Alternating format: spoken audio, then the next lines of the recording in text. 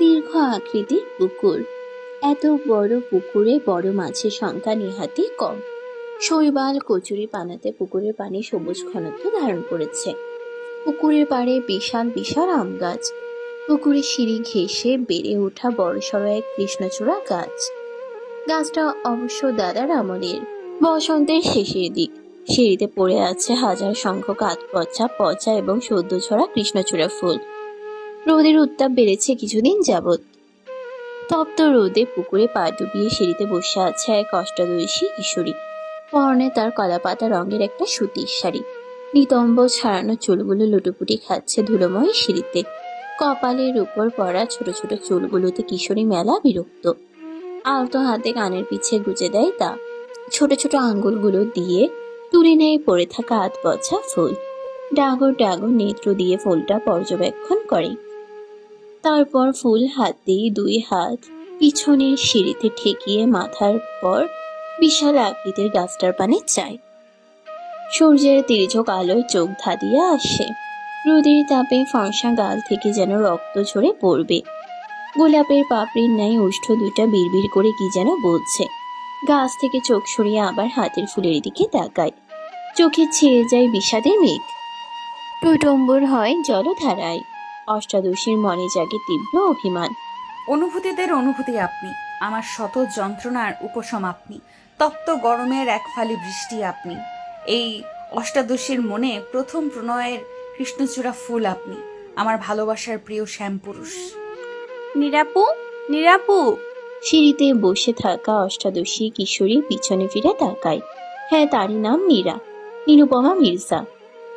বাড়ির সবাই নীরা বলেই ডাকে, শুধু একজন ছাড়া। ওই যে সেই নিষ্ঠুর পুরুষ। একদম উপরে সিঁড়ির উপর দাঁড়িয়ে আছে একটা মেয়ে। বয়স আনুমানিক 9 কি 10। পরনে তার হাঁটু ঢাকা একটা ফ্রক। জুটি করে ছোট ছোট চুলগুলো বেঁধে রেখেছে। দৌড়ে এসে বোধহয় হাঁপিয়ে গেছে। বড় বড় শ্বাস নিচ্ছে। কি হয়েছে রে রুহি? মা তোকে ডাকছে। চিন্তিত মুখে তাকায় বোনের মুখ পানে নীরু।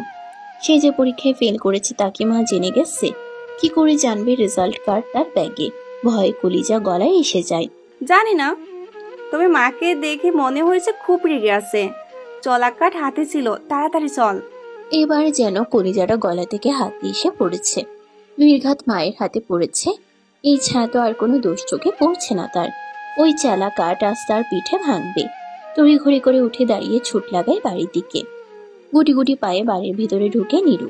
বাপ দাদার বানানো একতলার বাড়িটার ইটের পাঁচিলে ফাটল ধরেছে সে কবেই। শ্যাওলা জমে আছে জায়গায় জায়গায়।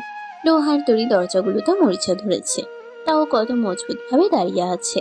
পুরোনো আমলের বাড়িগুলো মনে হয় এমনই হয়। নীরা, দাঁড়া। মায়ের কণ্ঠ শুনে পিড়ে চমকে যায় নীরু। মায়ের দিকে তাকিয়ে কিছুটা স্বস্তি পায়। মায়ের হাতে তো চেলা কাঠ নাই। রুহির বাচ্চা এবারও মিথ্যা বলে আমাকে ভয় দেখিয়েছে। দেখিনি বই 3 ফুটকে। কিরে, এতক্ষণ কই ছিলি? সারা বাড়ি খুঁজেও তোর সারা শব্দ পাওয়া গেল না। পুকুর পাড়ে ছিলাম মা।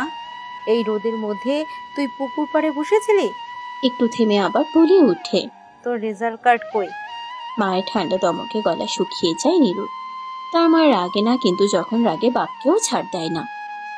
আর সে তো ছোটখাটো একটা বাচ্চা। কি হয়েছে? বাড়িতে প্রবেশ করতে করতে রফিকুল মির্জা কথাটা বলে ওঠেন। বাবাকে দেখে নীরু খুশি হয়ে যায়। তার বাবা নরম মনের মানুষ। নীরুকে তিনি একটু বেশি ভালোবাসেন। কি হয়নি তা বলো। স্বামীকে দেখে আবারও গর্জে ওঠেন নীলুফা বেগম। নীলুফা বেগমের চিৎকার শুনে বাড়ির ভেতর থেকে বের হয়ে আসে নীরুর চাচি রূপালী। কোলে তার 2 বছরের ছেলে রুশান। রুশান গালের মধ্যে হাত ঢুকিয়ে টুকুর টুকুর করে সবাইকে দেখছে। নীরুকে দেখতে পেয়ে আথু আথু বলে হাত বাড়াতে শুরু করে। নীরু করুণ চোখে তাকায় রুশানের দিকে। রুশান কিছু না বুঝেই খিলখিল করে হেসে ওঠে। তখনই সদর দরজা দিয়ে উঠানে প্রবেশ করে রুহি। রুহিকে দেখে রূপালী রুশানকে তার কাছে দিয়ে ঘরে পাঠিয়ে দেয়। কি হয়েছে ভাবি? ভর দুপুরে মেয়েটাকে এমন বকছো কেন? বকবো না তো কি করব? তোমাদের জন্য ও এমন হয়েছে। আদর দিয়ে দিয়ে বাদর বানিয়েছো। কি করেছে জানো তোমার আদরের নীরা? না ভাবি, কি হয়েছে? না বললে কিভাবে জানবো? নীরার দিকে তাকিয়ে চোখ গরম করে সবার উদ্দেশ্যে বলে উঠে নীলুফা বেগম। ফেল করেছে মহারানী, টেস্ট পরীক্ষায় ফেল করেছে। ফেল তো করেছে, তার উপর রেজাল্ট কার্ড এনে লুকিয়ে রেখেছিল। আমি আজ ওদের ঘর গুছাতে গিয়ে ওর ব্যাগে রেজাল্ট কার্ড পেয়েছি। রফিকুল মির্জা নীরুর দিকে তাকায়। নীরুর অবস্থা ছেড়ে দাও বাবা, কেঁদে বাঁচির মতো। ভয় পাচ্ছে সে। এমনিতেও সে ভালো ছাত্রী না, মোটামুটি টাইপের স্টুডেন্ট। তার উপর এক্সামের আগের দিন বান্ধবীরা মিলে ঘুরে বেরিয়েছিল, আর এই ঘোড়ায় দরুন বৃষ্টিতে ভিজে জ্বর বাঁধিয়েছে। এটা তো এখন এখানে বলা যাবে না, বললে মা আরো রেগে যাবে। উঠোনের কোণ থেকে চালা কাঠটা উঠিয়ে আনে নীলুফা বেগম। এর একটা বিচার করতেই হবে এবার। কার বিচার করবে মেজো ভাবি? ছোট চাচ্ছুকে সদর দরজা দিয়ে আসতে দেখে অবাক হয় সবাই। নীরু অবাকের মাঝেই দৌড়ে গিয়ে চাচ্চুর এক বাহু চেপে ধরে। চাচ্চু তুমি এখানে এখন? হ্যাঁ, তার আগে বলো কে কার বিচার করেছে? নীরা কিছু বলার জন্য মুখ খুলতেই পিছন থেকে নীলুফা বেগম বলে ওঠে, তোমার আদরের ভাতিজি, টেস্ট পরীক্ষায় ফেল করেছেন তিনি। নিয়াজ মির্জা সম্পর্কে রফিকুলের ছোট ভাই। নীরুকে তিনি নিজের মেয়ে মনে করেন। ছোট্ট এক পুতুল মনে হয় তার কাছে নীরুকে। তিন কুলে প্রথম মেয়ে নিরুপমা, তাই সবার ভালোবাসার শীর্ষে সেই থাকে সর্বদা। মেজ ভাবির কথা শুনে নীরুর ছোটমাটা দিকে আমার, তাকায় নিয়াজ। আম্মু যা বলেছে তা কি ঠিক? নীরু মাথা নিচু করে এদিক সেদিক মাথা দুলায়, তারপর সাফাই হিসেবে বলতে শুরু করে। চাচ্চু আর হবে না, এবার থেকে মন দিয়ে পড়াশোনা করব। প্লিজ এবারের মতো বাঁচিয়ে নাও। ভাতিজির আবদার শুনে নিয়াজ মুচকি হাসে, মাথায় হাত বুলিয়ে দেয়। ভাবি, এটা তো মাত্র টেস্ট পরীক্ষা, এমন কিছুই হয়নি। সামনের পরীক্ষা ভালো করবে নিরুমা, তাই না? চাচ্চুর কথায় দ্রুত গতিতে মাথা দুলায় নীরু। রূপালী এবার সাহস জুগিয়ে বলে, আপনার দেবর তো ঠিকই বলেছে ভাবি, এবারে এর মতো মাফ করে দিন মেয়েটাকে। রফিকুল মির্জাও তাদের কথায় সাই জানায়। আশাহত হয় নীলুফা বেগম। হ্যাঁ, মাথায় উঠাও আরো, তারপর মাথায় বসে তাল ভেঙে খাবে। মনে রেখো, আমার হয়েছে যত জ্বালা। মিনমিন করে লাস্টের কথাগুলো বলতে বলতে রসুই ঘরে ঢুকে পড়েন তিনি। নীরু হাঁফ ছেড়ে বাঁচছে, যাক এবারের মতো বেঁচে গেছে। আহা কি আনন্দ আকাশে বাতাসে। যখন নিজের মনে বিজয়ের উল্লাস করতে ব্যস্ত নীরু, তখনই একটা কথা শুনে থমকে যায় সে। তুই এখানে হঠাৎ নিয়াজ?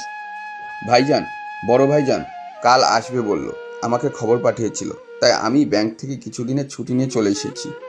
আর কিছু মস্তিষ্কে প্রবেশ করতে পারেনি নীরুর। বড় আব্বুরা আসবে, আচ্ছা তাদের সাথে কি সেই শ্যামপুরুষটাও আসবে? কথাগুলো মনে মনে আউড়িয়ে নিজের রুমে ঢুকে খিল দেয় দরজায় নীরু। আয়নার সামনে দাঁড়িয়ে নিজেকে পর্যবেক্ষণ করে।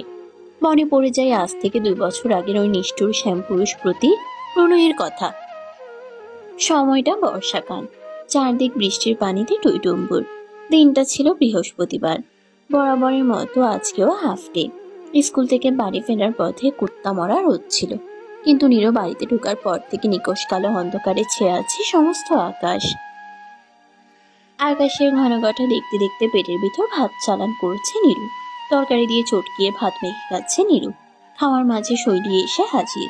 শৈলী তার বেস্ট ফ্রেন্ড, পাশাপাশি বাড়ি তাদের। নীরা, তাড়াতাড়ি খা। কেন রে, কোথায় যাবি? বলতে বলতে আরেক লোকমা ভাত মুখে পুরে দেয় নীরু। হ্যাঁ যাব। কই? পিঙ্কিদের আম বাগানে অনেক আম ধরেছে এবার ওদের কাছে। আকাশের দিকে দেখ কেমন মেঘ করেছে, একটু পর হাওয়া দিবে। চল আম কুড়িয়ে আনি। শৈলীর প্রস্তাবে নীরু খুশি হয়। বাড়িতে শুধু এখন তার মা আর চাচি আছে। রুহি মনে হয় মায়ের সাথে ভাত ঘুম দিচ্ছে। চাচিকে নিয়ে চিন্তা নেই, এই সুযোগ। ভাবনার মাঝে শেষ লোকমাটা মুখে পুরে রসোই ঘরের পাশে কলপাড় থেকে ভাতের প্লেটার হাত মুখ ধুয়ে আসে। উঠোনের এক কোনায় মাচান দেওয়া, তার উপর প্লেটটা রেখে শৈলীর হাত ধরে সদর দরজার দিকে দৌড় লাগায়। পরনে তার টকটকা লাল রঙের এক সুতির শাড়ি। দৌড়ানোর ফলে শাড়ির আঁচল দোল খাচ্ছে বাতাসে। পিঙ্কিদের বাগানের মাঝে দাঁড়িয়ে আছে নীরু আর শৈলী। বাতাসের তোপ একটু আগে কম ছিলেও এখন প্রকাণ্ড আকার ধারণ করেছে। গুটি গুটি বৃষ্টি পড়ছে। নীরুর শাড়ির আঁচলে আর শৈলীর ওড়নায় আতকাচ পাকা আম।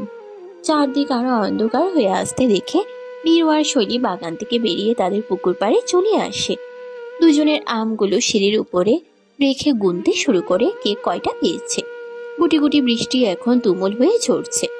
বাতাসের তোপও কম নয়। বৃষ্টির পানি শীত স্পর্শ ক্ষণে ক্ষণে কেঁপে উঠছে নীরুর ছোট্ট দেহটা।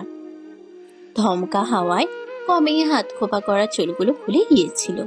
নিতম্ব ছড়ানো চুলগুলো ভিজে পিঠে গালে লেপটে আছে। ডাগর ডাগর রাখিতে তার উচ্ছ্বাস উপচে পড়ছে। গায়ে জড়ানো শাড়িটা লেপটে আছে তার শরীরে। এই বেশে বড্ড আবেদনময়ী লাগছে তাকে। কোনো কবির চোখে পড়লে নিশ্চয়ই সেই কিশোরীকে নিয়ে কবিতা লিখে মন পুরাত। পড়ে থাকা কৃষ্ণচূড়া ফুলগুলো কুড়িয়ে নিচ্ছিল নীরু, মনোযোগ তার ফুলের উপর। তখনই কারো ভরাট কণ্ঠের ধমকে মাথা তুলে সামনে তাকায়। মুহূর্তেই মনের উপর বয়ে যায় এক উত্তপ্ত বাতাস। সামনে দাঁড়ানো বলিষ্ঠ এক পুরুষের পানে নিষ্পলক হয়ে তাকিয়ে রয় নীরু। তার ষষ্ঠাদশী কিশোরীর মনে দোলা দেয় প্রণয়। কিরে নীরা, ভর দুপুরে দরজায় খিল দিয়েছিস কেন?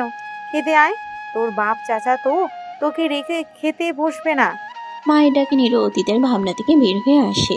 নিজেকে একটু পরিপাটি করে রুম থেকে বের হয়। আয় মা আয়, আজ তুই চাচ্চুর পাশে বসে খাবি তো? নীরু হ্যাঁ সূচক মাথা দুলায়। গুটি গুটি পায়ে এসে চাচ্চুর আর বাবার মাঝের চেয়ারটায় বসে পড়ে। এ আর নতুন কি, ছোট থেকে তার বাবা চাচ্চু কেউ তাকে ছাড়া খেতে বসে না। মাঝে মাঝে নীরুর নিজেকে রাজকন্যা মনে হয়। নীরুকে তার বাবা আর চাচ্চু খাইয়ে দিচ্ছে। খাওয়ার মাঝে আবার কথা ওঠে। মেজো ভাইজান, কালকে তো অনেক কাজের চাপ থাকবে, আজই সব গোছানোর ব্যবস্থা করতে হবে। তা ঠিক আছে, কিন্তু এবারও কি শুধু বড় ভাইজান আর কাব্যই আসবে? বাবার মুখে কাব্য নামটা শুনে বুকের মাঝে ধক করে ওঠে নীরুর। হ্যাঁ, তার শ্যামপুরুষের নামই কাব্য। কাব্য মির্জা, এই মির্জা পরিবারের বড় ছেলে। নীরু সবার মুখে শুনেছিল, বিশেষ করে চাচ্চুর মুখে। খুবই কাঠখোট্টা টাইপের। বছর দুয়েক আগে তার কিছুটা প্রমাণ অবশ্য পেয়েছিল সে। সেই দিনের কথা মনে পড়লেই কলিজা হাতে চলে আসতে চায় ভয়ে। অতীত দিনটা রবিবার। পেট খারাপের বাহানা দিয়ে স্কুল কামাই করেছে নীরু। উদ্দেশ্য পুবের মাঠের মেলায় যাওয়ার। শৈলীকে আগে থেকেই বলে রেখেছিল নীরু, দুপুরের পর সবার চোখে ফাঁকি দিয়ে বের হবে, সন্ধ্যার আগে আবার ফিরে আসবে। সে অনুযায়ী সব হয়েও যায়, কিন্তু বাড়ি থেকে বের হওয়ার সময় ধরা খেয়ে যায় কাব্যর হাতে। কোথায় যাচ্ছিস তুই? আসলে ভাইয়া হয়েছে কি, বল। আসলে ভাইয়া ওই একটু শৈলীদের বাসায় যাচ্ছি। আজ তো স্কুলে যেতে পারিনি, হোমওয়ার্ক দিয়েছি কিনা আর আর পড়া জানতে। ও তাই? কাব্যের কণ্ঠে শীতলতা। নীরুর যেন এতেই জান যায় যে অবস্থা। ভাইয়া কি কিছু বুঝে গেছে? মনে মনে আল্লাহকে ডাকছে নীরু যেন কিছু না বুঝে যায় তার কাব্য ভাইয়া। আমি এখন যাই ভাইয়া। আচ্ছা চল। চলবো মানে? আপনি কোথাও যাবেন? তোর সাথে চল, লেট হচ্ছে। নীরুকে কিছু বলার সুযোগ না দিয়ে পাশ কাটিয়ে সামনে হাঁটতে শুরু করে কাব্য। নীরুর মাথায় যেন আকাশ ভেঙে পড়ছে। কাব্য ভাইয়া যদি শৈলীদের বাড়ি যায় সব জেনে যাবে, তখন কি হবে? উনি জানলে মাও জানবে, আর মা জানলে আমাকে আস্ত রাখবে না। ওই বেটা খাটাস তো আবার আমার মায়ের ন্যাওটা। কিরে দাঁড়িয়ে আছিস কেন? তাড়াতাড়ি আয়। কাব্যের ডাকে নীরু হাঁটতে শুরু করে। কিছু দূর যাওয়ার পর নীরুর গোঙানি শুনে কাব্য পিছন ফিরে তাকায়। দেখে নীরু দুই হাতে পেট চেপে ধরে বসে আছে। কি হয়েছে নীরু? ব্যথা করছে পেটে কাব্য ভাইয়া। কাব্য টেন্স হয়ে পড়ে। বেশি ব্যথা করছে? ডক্টরের কাছে নিয়ে যাই চল। না ভাইয়া, আমাকে বাসায় নিয়ে চলো। কাব্য তাই করলো। ভাবলো বাসায় গিয়ে ডক্টরকে কল করবে। নীরু উঠে দাঁড়িয়ে হাঁটা শুরু করবে। আচমকা হ্যাচকা টান দিয়ে তাকে কোলে তুলে নেয় কাব্য। নীরু ভয় পেয়ে চোখ মুখ কুচকে কাব্যের শার্ট খামচে ধরে। আমি হেঁটে যেতে পারবো তো ভাইয়া? কাব্য চোখ গরম করে নীরুর দিকে তাকায়। নীরু ভয়ে চুপসে যায়। বাড়িতে ঢুকে ড্রয়িং রুমের সোফায় নীরুকে বসিয়ে দেয়। ওয়েট, ডক্টর আনতে কাউকে পাঠাচ্ছি। কাব্যের কথা শুনে নীরু ঘামতে শুরু করে। হুট করে বসা থেকে দাঁড়িয়ে পড়ে। আমি ঠিক আছি, একদম ঠিক আছি, ডাক্তার লাগবে না বলি এক দৌড়ে নিজের ঘরে গিয়ে দরজায় খিল দেয়। কাব্য হতবাক হয়ে দাঁড়িয়ে হচ্ছে। কি হয়েছে বুঝতে পেরেই গালের চোয়াল শক্ত হয়ে আসে। আমাকে বোকা বানানো? সন্ধ্যা নাস্তা করছে সবাই, সাথে নীরুও আছে। আজকে একটু চুপচাপ। কাব্য ভাইয়া যদি মাকে সব বলে দেয়, সে ভয়ে গলা দিয়ে খাবার নামছে না। আর চোখে কয়েকবার কাব্যের দিকে তাকিয়েছে। যতবারই তাকিয়েছে ততবারই কাব্যের সাথে চোখাচোখি হয়েছে। এতে নীরু আরো নুয়ে পড়ে। নীরা, তোর নাকি পড়ায় অনেক প্রবলেম হচ্ছে? নীরা মায়ের এই অদ্ভুত কথা বুঝে উঠতে পারল না। বাড়ির সবাই জানে সে লেখাপড়ায় ফাঁকিবাজ, বই খুলেই তো দেখে না সমস্যা হবে কিভাবে। তাও মায়ের কথায় সায় জানিয়ে মাথা দোলায়। তাই আমি ঠিক করেছি আজ থেকে কাব্য তোকে পড়াবে। মায়ের কথা শুনে আঁতকে উঠে নীরু। সে কিছুতেই কাব্য ভাইয়ার কাছে পড়বে না। তোর কোনো আপত্তি আছে কাব্য আমার মেয়েটাকে পড়াতে? না, তুমি যা বলবে মেজো আম্মু। নীরু ভেবেছিল কাব্য মানা করে দিবে, কিন্তু আমি কি করে ভুলে যাই যে এই খাটাসটা মায়ের নাওটা? মাঝে মাঝে আমার মনে হয় আমি আমার মায়ের কেউ না, এই খাটাসটা তার ছেলে আমাকে কুড়িয়ে পেয়েছে। কাব্য নীরুকে বিড়বিড় করতে দেখে বলে, তাড়াতাড়ি খেয়ে বই খাতা নিয়ে বস, আমি আসছি। তারপর রোজ কাব্যের কাছে নীরুর ধমক খাওয়া রুটিন হয়ে গেছে। কিছুদিন পরে বুঝতে পারি যে এটা কাব্যের বুদ্ধি ছিল তাকে শায়েস্তা করার জন্য। 1 মাস পড়ার চাপে ভয়াবহ জ্বর বাঁধিয়েছিল সেবার। তারপর কাব্য ভাইয়া ফিরে যায়। বর্তমান নিজের ভাবনা সুতো ছেড়ে যায় চাচুর কথায়। আমি যতটুকু জানি সবাই আসবে। নিয়াজের কথা শুনে নীলুফা বেগম খুশি হয়ে যায়। খুশিতে গদগদ হয়ে বলে ওঠে, তাহলে তো ভালোই হয়েছে, পরিবারের সবাই এক হব। তা তো অবশ্যই। তোমরা তাহলে আজই বাজারটা সেরে ফেলো, কাল তো তাদের আবার আনতে যেতে হবে। এই দিকেরটা আমরা সামলে নিব, কি বলিস রূপা? একদম। তুমি এত হাইপার হয়েও না মেজো ভাবি, সব ঠিকঠাক মতন হয়ে যাবে, এত চিন্তার কিছু নেই। নীরু আর রুহি নীরব দর্শকের মতো সব দেখে যাচ্ছে। আচ্ছা আব্বু, বড় আম্মু কোথায়? সবার সাথে কথা হলো, কখনো তো বড় আম্মুকে দেখিনি। রুহির কথায় খাবার টেবিলে নীরবতা ছেয়ে যায়। কেমন ঠান্ডা হয়ে আসে পরিবেশ। নীরুরও মন এই প্রশ্ন জেগেছিল অনেকবার, কিন্তু কখনো বলে উঠতে পারেনি। পিন নীরবতার সমাপ্তি ঘটিয়ে কিছুটা ধমকে সুরেই বলে উঠলেন রফিকুল মির্জা, খাবার টেবিলে এত কথা কিসের? চুপচাপ খেয়ে ঘরে যাও। বাবার ধমক খেয়ে রুহি কেঁদে উঠে। নীরু নিজের বোনকে আগলে নেয়। তারপর আস্তে আস্তে রুহিকে নিয়ে ঘরে চলে যায়। মেয়েটাকে এভাবে ধমকে বলা ঠিক হয়েছে মেজো ভাইজান? তো কি করব? আজ রুহি জিজ্ঞেস করছে, কাল যদি নীরা জিজ্ঞেস করে বসে তখন কি উত্তর দিব? মেয়েটার সাথে যে আমরা কঠোর হতে পারবো না, মেয়েটা যে আমার বড্ড আদরের। রূপালী কিছু বুঝে উঠতে না পেরে জিজ্ঞেস করে কি হয়েছে। তখন নিয়াজ রূপালী দিকে কড়া চোখে তাকায়। স্বামীর এমন আচরণে ভয় পায় রূপালী। নিয়াজ হাসি খুশি মানুষ, খুব কমই রাগ দেখায় সে। ভয়ে নীলুফার বেগমের পিছনে লুকিয়ে পড়ে রূপালী। কি হচ্ছে কি নিয়াজ? সবাই খাবার খেয়ে নাও তাড়াতাড়ি, কত কাজ পড়ে আছে দেখেছো? নীলুফার কথায় নিয়াজ চোখ নামিয়ে নেয়। তারপর খেয়ে যে যার কাজে চলে যায়। কাঁদিস না বনু, এই নে চকলেট, আর কাঁদে না। বনে থেকে চকলেট পেয়ে কান্না থেমে যায় রুহির। আপন মনে চকলেট খেতে থাকে। রুহি এই কান্না তো এই হাসি, অবুঝ বাচ্চা তো, বড়দের কথা আর কতটুকুই বা বুঝে। ভালোবাসা আদর পেলে সব ভুলে যায়। নীরু হাসে, কি সুন্দর সেই হাসি। নীরু আর রুহি আজ একসাথে ঘুমিয়েছে। সচরাচর রুহি ছোট আম্মুর কাছে ঘুমোয়। রুহি যেদিন ঘুমায় সেদিন নীরু দরজা চাপিয়ে রাখে, খিল দেয় না। জেদ করে নীরুর সাথে ঘুমায়, কিন্তু মাঝরাতে রুশানের কান্না শুনলে দরজা খোলার জন্য চেঁচামেচি করে। এতে সবার ঘুম ভেঙে যায়। রুশানের প্রতি রুহির আলাদা টান। সারাদিন দুইটা চুলাচুলি করতে থাকবে। রুশানটাও আবার রুহির ন্যাওটা, তাই পরপর দরজা চাপিয়ে রাখে। আজও তার ব্যতিক্রম হয়নি। নীরু আর রুহি ঘুমিয়ে আছে। তখনই দরজা ঠেলে কেউ ভেতরে প্রবেশ করে। রুহির পাশের জায়গাটায় গিয়ে বসে মাথায় হাত বুলিয়ে দেয়। রাগ করছে আমার মা? বাবার কথার আওয়াজ শুনে দুজনের ঘুম ভেঙে যায়। আব্বু তুমি? হ্যাঁ রে মা, রাগ করেছিস আমার উপর? রুহি উঠে বসলেও নীরু চুপচাপ শুয়ে থাকে। রুহি চুপ। পকেট থেকে অনেকগুলো চকলেট বের করে রুহির হাতে দেয় রফিকুল মির্জা। রুহি তো এতেই খুশি। মেয়েকে কোলে তুলে নিয়ে মাথায় স্নেহের পরশ দেয়। নীরু চঞ্চল হলেও রুহি খুব শান্ত। মেয়ের মাথায় হাত বুলিয়ে দেন। তারপর রুহিকে কোলে নিয়ে হাঁটতে শুরু করেন। কিছুক্ষণের মাঝেই রুহি ঘুমিয়ে যায়। 9 বছরের ছোট্ট রুহি বাবার স্নেহে সব ভুলে যায়। নীরু পিটপিট করে চোখ খুলে তা দেখছে। বাবা মায়েরা বুঝি এমনই হয়। চোখ চিকচিক করে উঠে নীরুর। রুহিকে শুয়ে দিয়ে কিছুক্ষণ নীরুর মাথায় হাত বুলিয়ে দেন রফিকুল মির্জা। 2 মেয়ে যে তার প্রাণ ভোমরা। দরজার দুয়ারে দাঁড়িয়ে এসব দেখছেন নীলুফা বেগম আর রূপালী। এই আর নতুন কি, দুই যাকে একসাথে মেয়েদের ঘরের সামনে দাঁড়িয়ে থাকতে দেখে নিয়াজ এগিয়ে আসে। কি হয়েছে জিজ্ঞেস করবে, তখনই ঘরের ভেতরে দৃশ্য দেখে চোখ জুড়িয়ে আসে। এক বাবা পরমে স্নেহে তার সন্তানদের ঘুম পাড়াচ্ছেন। রফিকুল মির্জা উঠে আসেন। দরজা খুলে বের হতেই দেখেন তিনজন দাঁড়িয়ে, চারজন একসাথে হেসে উঠে। এই যে এক সুখের প্রশান্তির হাসি। সেই ভোর থেকে মির্জা বাড়িতে আয়োজন চলছে। নীরুকে এক প্রকার যুদ্ধ করে উঠিয়েছে নীলুফা বেগম। মেয়েটা ঘুম ঘুম চোখে চারদিকে টুকটুক করে দেখছে। এ তো ইলাহি কাণ্ড। বড় আব্বুদের জন্য 3টা রুম ঠিক করা হয়েছে। আয়োজন করছে বিভিন্ন পদের খাবার। মা আর ছোট আম্মুর সাথে গ্রামের 2টা মহিলাও আছে, শেফালি চাচি আর জুবেদা ভাবি। সচরাচর এনারা আমাদের বাড়িতে আসেন সুখ দুঃখ ভাগ করার জন্য।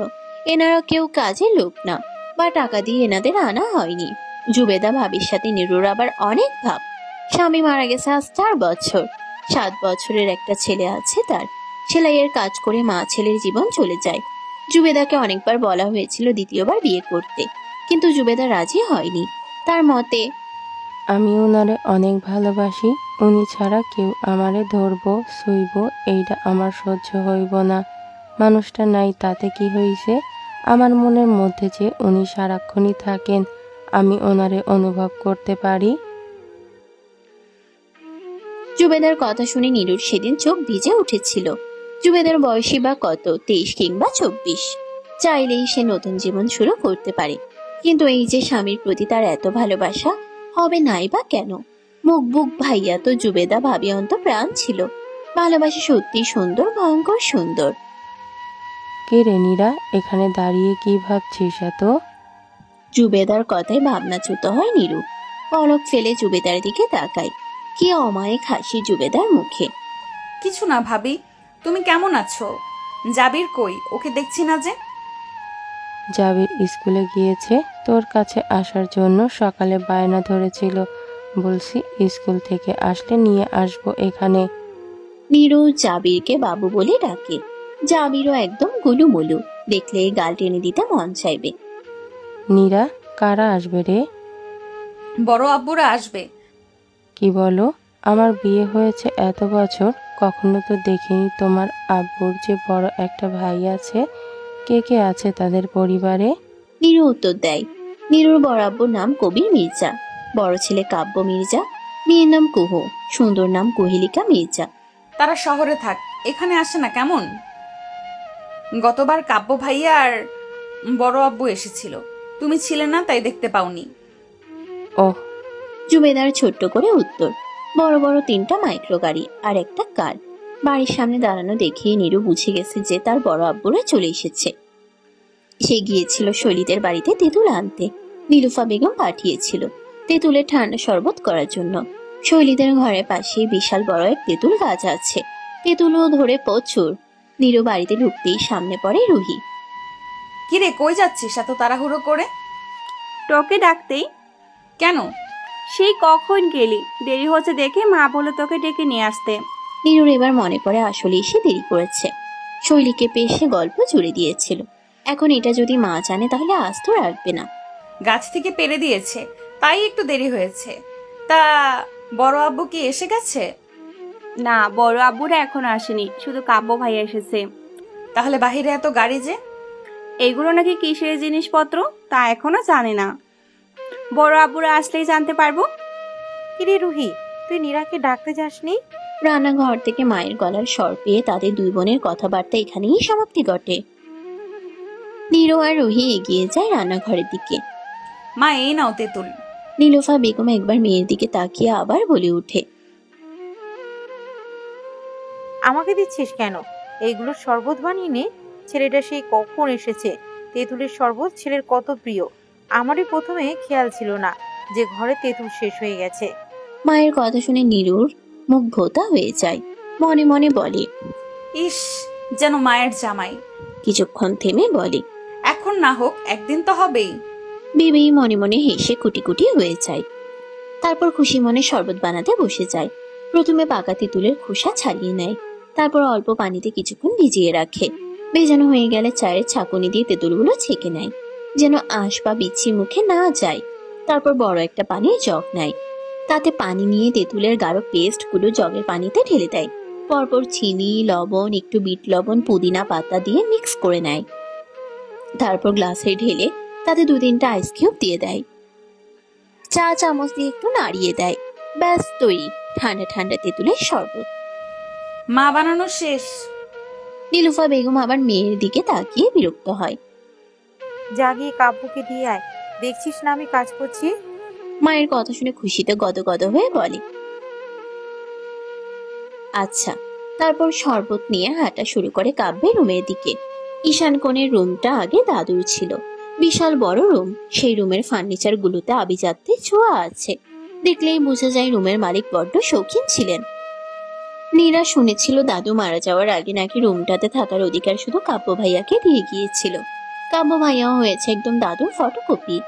এইসব ভাবতে ভাবতেই নীরু কাব্যের রুমের সামনে চলে যায়। দরজায় নক না করেই নীরু ঢুকে পড়ে, কিন্তু এ কি, কেউ তো নেই। শরবতটা বিছানার পাশে টি টেবিলে রেখে রুমটা দেখতে শুরু করে। সচরাচর এই রুম খোলা হয় না, শুধু কাব্য ভাইয়া আসলেই এই রুমে পরিষ্কার করা হয়। হঠাৎ বারান্দা থেকে আওয়াজ আসায় নীরু সেদিকে যায়। I need she badly. আমি কাউকে তোয়াক্কা করি না, কে মানলো কে মানলো না, আমার ওকে চাই মানে চাই অ্যাট এনি কস্ট। আর এতে তুমি আমাকে হেল্প করবে। বড়ই দাঁড়ালো শোনালো এই কণ্ঠ নীরুর কাছে। বারান্দার দরজার কাছে আসতেই কাব্যর এই কথা শুনতে পায় নীরু। কাব্য ভাইয়া কাকে চাইছে? কাব্য ভাইয়ার কি গার্লফ্রেন্ড আছে? মনটা কেমন খারাপ হয়ে যায় নীরু। কিরে, এখানে কি করছিস? কাব্যর কথা শুনে নীরু মাথা তুলে সামনে তাকায়। এক হাত পকেটে গুজে অন্য হাতে ফোন ধরে রেখে নীরুর দিকে তাকিয়ে আছে। পরনে তার ছাই রঙা শার্ট, শার্টের উপর দিয়ে পুরুষালী মাংসপেশিগুলো ছিঁড়ে বেরিয়ে আসতে চাইছে। নীরু ভাবে কাব্য ভাইয়া কি শার্ট সাইজে কম নিয়েছে। কিরে, কথা বলছিস না কেন? কাব্যের ধমকে নীরু ভাবনা থেকে ফিরে আসে।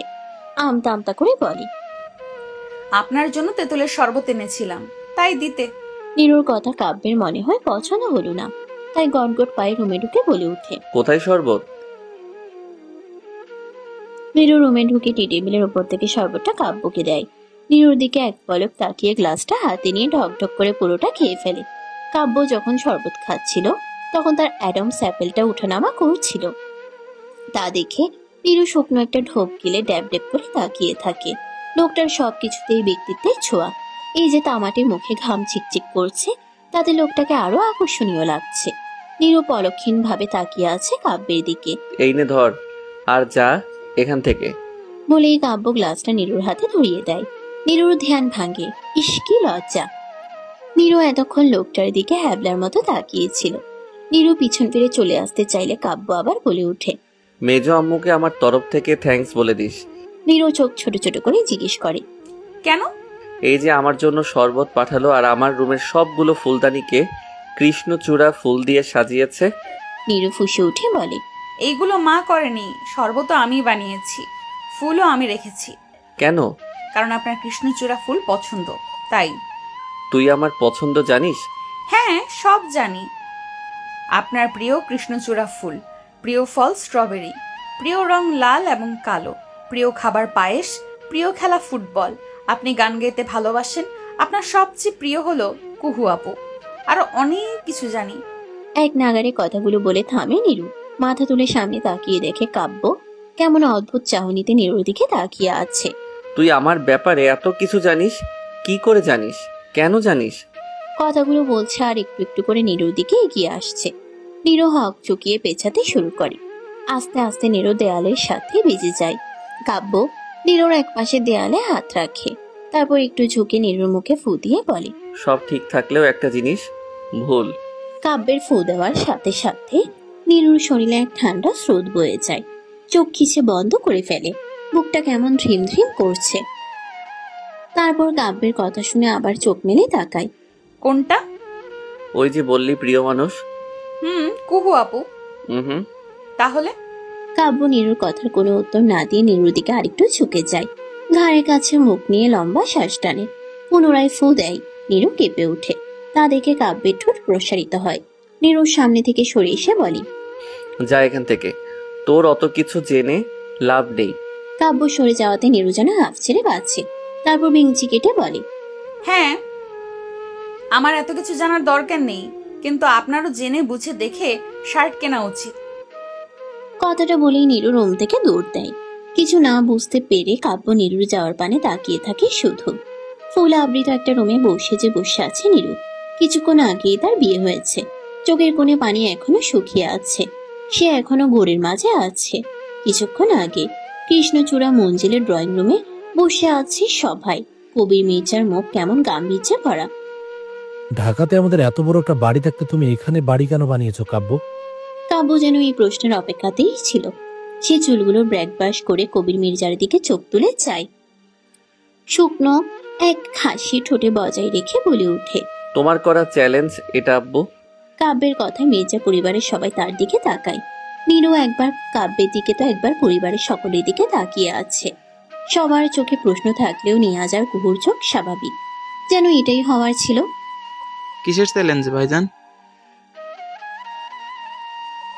ভাইয়ের কথায় কবির মির্জা আমতা আমতা করতে শুরু করে। নিজের বাবার এমন অবস্থা দেখে কাব্য খুশি হয়। তারপর এক ফালি নীরুর দিকে তাকিয়ে বলে ওঠে, কুহু, নীরু, রুহি আর রুশানকে নিয়ে উপরে যা। ভাইয়ের আদেশ পেয়ে কুহু উঠে দাঁড়ায়। নীরুকে যেতে বললেই নীরু বলে ওঠে, আমরা এখানে থাকলে কি হবে? কাব্য দাঁত কিরমির করে নীরুর দিকে তাকায়। রাগী গলায় বলে ওঠে, যেতে বলেছি যাবি, দ্বিতীয়বার যেন আর শব্দ না হয়। কাব্যের হুঁশিয়ারিতে কুহু ওদেরকে নিয়ে উপরে চলে যায়। ওদেরকে উপরে পাঠিয়েছো কেন কাব্য? এখানে থাকলোই বা কি হতো? আর কিসের চ্যালেঞ্জ? নীরুকে চিরতরে আমার করে পাওয়ার চ্যালেঞ্জ। কাব্যের কথাটা যেন ভরা সবাই বোম ব্লাস্ট হওয়ার মতো শোনালো। কবির মির্জা মাথা নিচু করে বসে আছেন। কবির মির্জাকে চুপ থাকতে দেখে কাব্য পুনরায় বলে ওঠে, কি আব্বু মনে পড়েছে সেই কথা? আজ থেকে 16 বছর আগে তুমি আমাকে কথা দিয়েছিলে, আমি যদি ভালো স্টুডেন্ট হই, প্রতিষ্ঠিত হতে পারি, তুমি সেই ছোট্ট ফুলটাকে আমায় দিয়ে দিবে। দেখো আজ আমি বাংলাদেশের স্বনামধন্য অ্যাডভোকেট কাব্য মির্জা। কবির মির্জা নিজের ছেলের পানে চায়। মনে পড়ে আজ থেকে 16 বছর আগের ঘটনা। ফ্ল্যাশব্যাক। 2 সন্তান আর স্ত্রী কাগলিকে নিয়ে কবির মির্জার সুখের পরিবার। কাব্য হওয়ার 4 বছরের মাথায় ঢাকায় একটু একটু করে গড়ে তোলা ব্যবসাটা দাঁড়িয়ে যায়। ধীরে ধীরে কাজের চাপ বাড়তে শুরু করে। রফিকুল বিয়ে করে তখন 2.5 বছরের মতো। রফিকুল গ্রামের একটা সরকারি স্কুলে গণিতের শিক্ষক। নিয়াজ তখন 9ম শ্রেণীর ছাত্র মাত্র। ঢাকায় কাজের চাপ বাড়ছে, তাই কবির মির্জা কাকলিকেও নিয়ে যেতে চান। কারণ খাওয়া দাওয়ায় কবিরের ভীষণ কষ্ট হচ্ছিল। ভাইদের সাথে কথা বলে যাওয়ার কথা ঠিক হলেও কাব্য বেঁকে বসে। সে যাবে না। কাব্যের কানাকাটি দেখে রফিকুল আর নীলুফা বেগম কাব্যকে রেখে যেতে বলেন। তারাও তাই করে। কাব্যের তখন 10 বছর। গত 6 বছরে ব্যবসাটা বড় আকার নিয়েছে। কবির মির্জা নিয়াজ আর রফিকুলকে বলেছিলেন ঢাকায় চলে যেতে। এখানে 3 ভাই একসাথে ব্যবসা সামলাবে। কিন্তু নিয়াজ বা রফিকুল কেউ রাজি হয়নি। কাব্যের যখন 11 বছর তখন জন্ম নেয় কুহু। তবে গত 8-9 বছরেও নীলুফা আর রফিকুলের কোনো সন্তান হয়নি। একটা সন্তানের আশায় কত ডাক্তার দেখিয়েছে, কিন্তু সব ডাক্তারই বলে আপনাদের কারো কোনো সমস্যা নেই, আপনারা দুজনেই সুস্থ, আল্লাহকে ডাকুন। জায়নামাজে বসে নীলুফার কান্নাগুলোর সাক্ষী সবাই। আশেপাশে সবার বাচ্চা দেখলেই নীলুফা বেগম ফুপিয়ে ফুপিয়ে কাঁদতেন। কাব্যকে পেয়ে তিনি নিজের সন্তানের স্বাদ মিটাতেন। কাব্য হয়েছিল নীলুফার ন্যাওটা। মায়ের চেয়ে বেশি নীলুফা বেগমকে প্রাধান্য দিত। কুহুকে দেখে নীলুফারও ইচ্ছে হয় তার যদি একটা মেয়ে থাকতো, কাব্যের সাথে বিয়ে দিত। তাহলে নীরাকে? রূপালীর এমন প্রশ্নে আটকে ওঠে নীলুফা বেগম। ওদের থেকে বের হয়ে আসে সবাই। সবার মুখ কেমন গাম্ভীর্যে ভরা। এর কারণ রূপালী বুঝতে পারে না। আমার জানা মতে নীরা কুকুর বড়, তাহলে আপনার কথার সাথে মিল নেই কেন বড় ভাইজান? রূপালী প্রশ্নটা করে কবির সবার দিকে তাকায়। সবার মুখে হাব ভাব দেখে রূপালী চুপ হয়ে যায়। নিশ্চয়ই আজ নিয়াজের হাতে বকা খাবে। বকা খাওয়ার কথা মাথায় আসতেই স্বামীর দিকে তাকায় রূপালী, কিন্তু না, নিয়াজের মুখভঙ্গি একদম স্বাভাবিক। তা দেখে স্বস্তি পায় রূপালী। নীরা রফিকুল আর নীলুফার মেয়ে নয়, নীরা কাব্যের খালামণির মেয়ে। কথাটা কানে আসতেই রূপালী অবাক হয়। নিজের যা কম বড় বোনের দিকে তাকিয়ে দেখে আঁচলে মুখ ঢেকে ফুপিয়ে খাচ্ছে। রফিকুল নিজের স্ত্রীর দিকে স্থির দৃষ্টিতে তাকিয়ে আছেন। বুকের ভেতরটা কেমন দুমড়ে মুছড়ে উঠছে। কবির মির্জা আবার বলে উঠেন, কুহু হওয়ার 6 মাস আগে নীরা হয়। হুমায়রা ছিল কাকলির ছোট বোন। হুমায়রার স্বামী রাহাত নেওয়াজ তাদের ছিল প্রেমের সম্পর্কের বিয়ে। রাহাত ছিল তাদের পরিবারের একমাত্র ছেলে। রাহাতের বাবা চাচা দুজন। বাবা অনেক আগে মারা গিয়েছিল। রাহাতের চাচার 3 মেয়ে, কোনো ছেলে ছিল না, তাই জন্মসূত্রে জায়গার মালিক হয় রাহাত।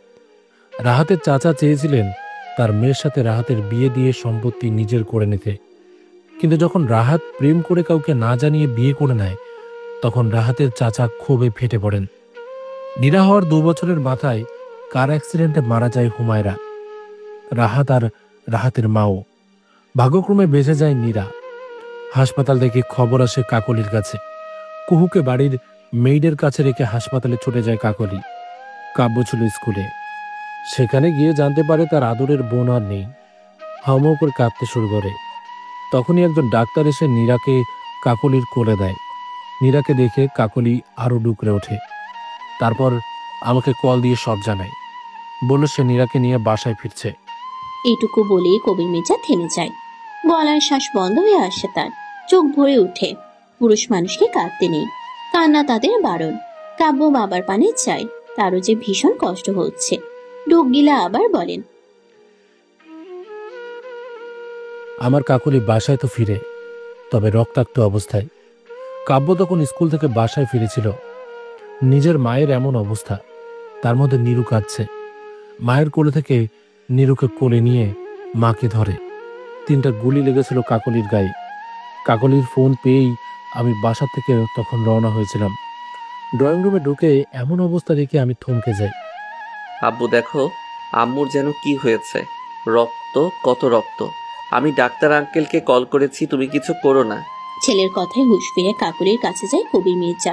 কাকলি কে করেছে এসব? কাকলি অস্পষ্ট স্বরে বলে উঠে, রাহাতের চাচা। কবির মির্জা গর্জে ওঠেন, তুমি আমার কাব্য আর কুহুর সাথে সাথে আমার বোনের একমাত্র নিশানাটাকেও আগলে রেখো প্লিজ। কথা বলতে খুব কষ্ট হচ্ছে কাকলির। অনেক রক্ত বের হয়ে গেছে। এভাবে বলছো কেন? তুমি আছো তো, তুমি দেখে রাখবে। কবিরের কথায় মায়া ভরা চোখে তাকায় কাকলি। সে জানে সে আর বাঁচবে না। কাব্যকে ডাকে। কাব্য তার মায়ের দিকে তাকিয়ে রয়।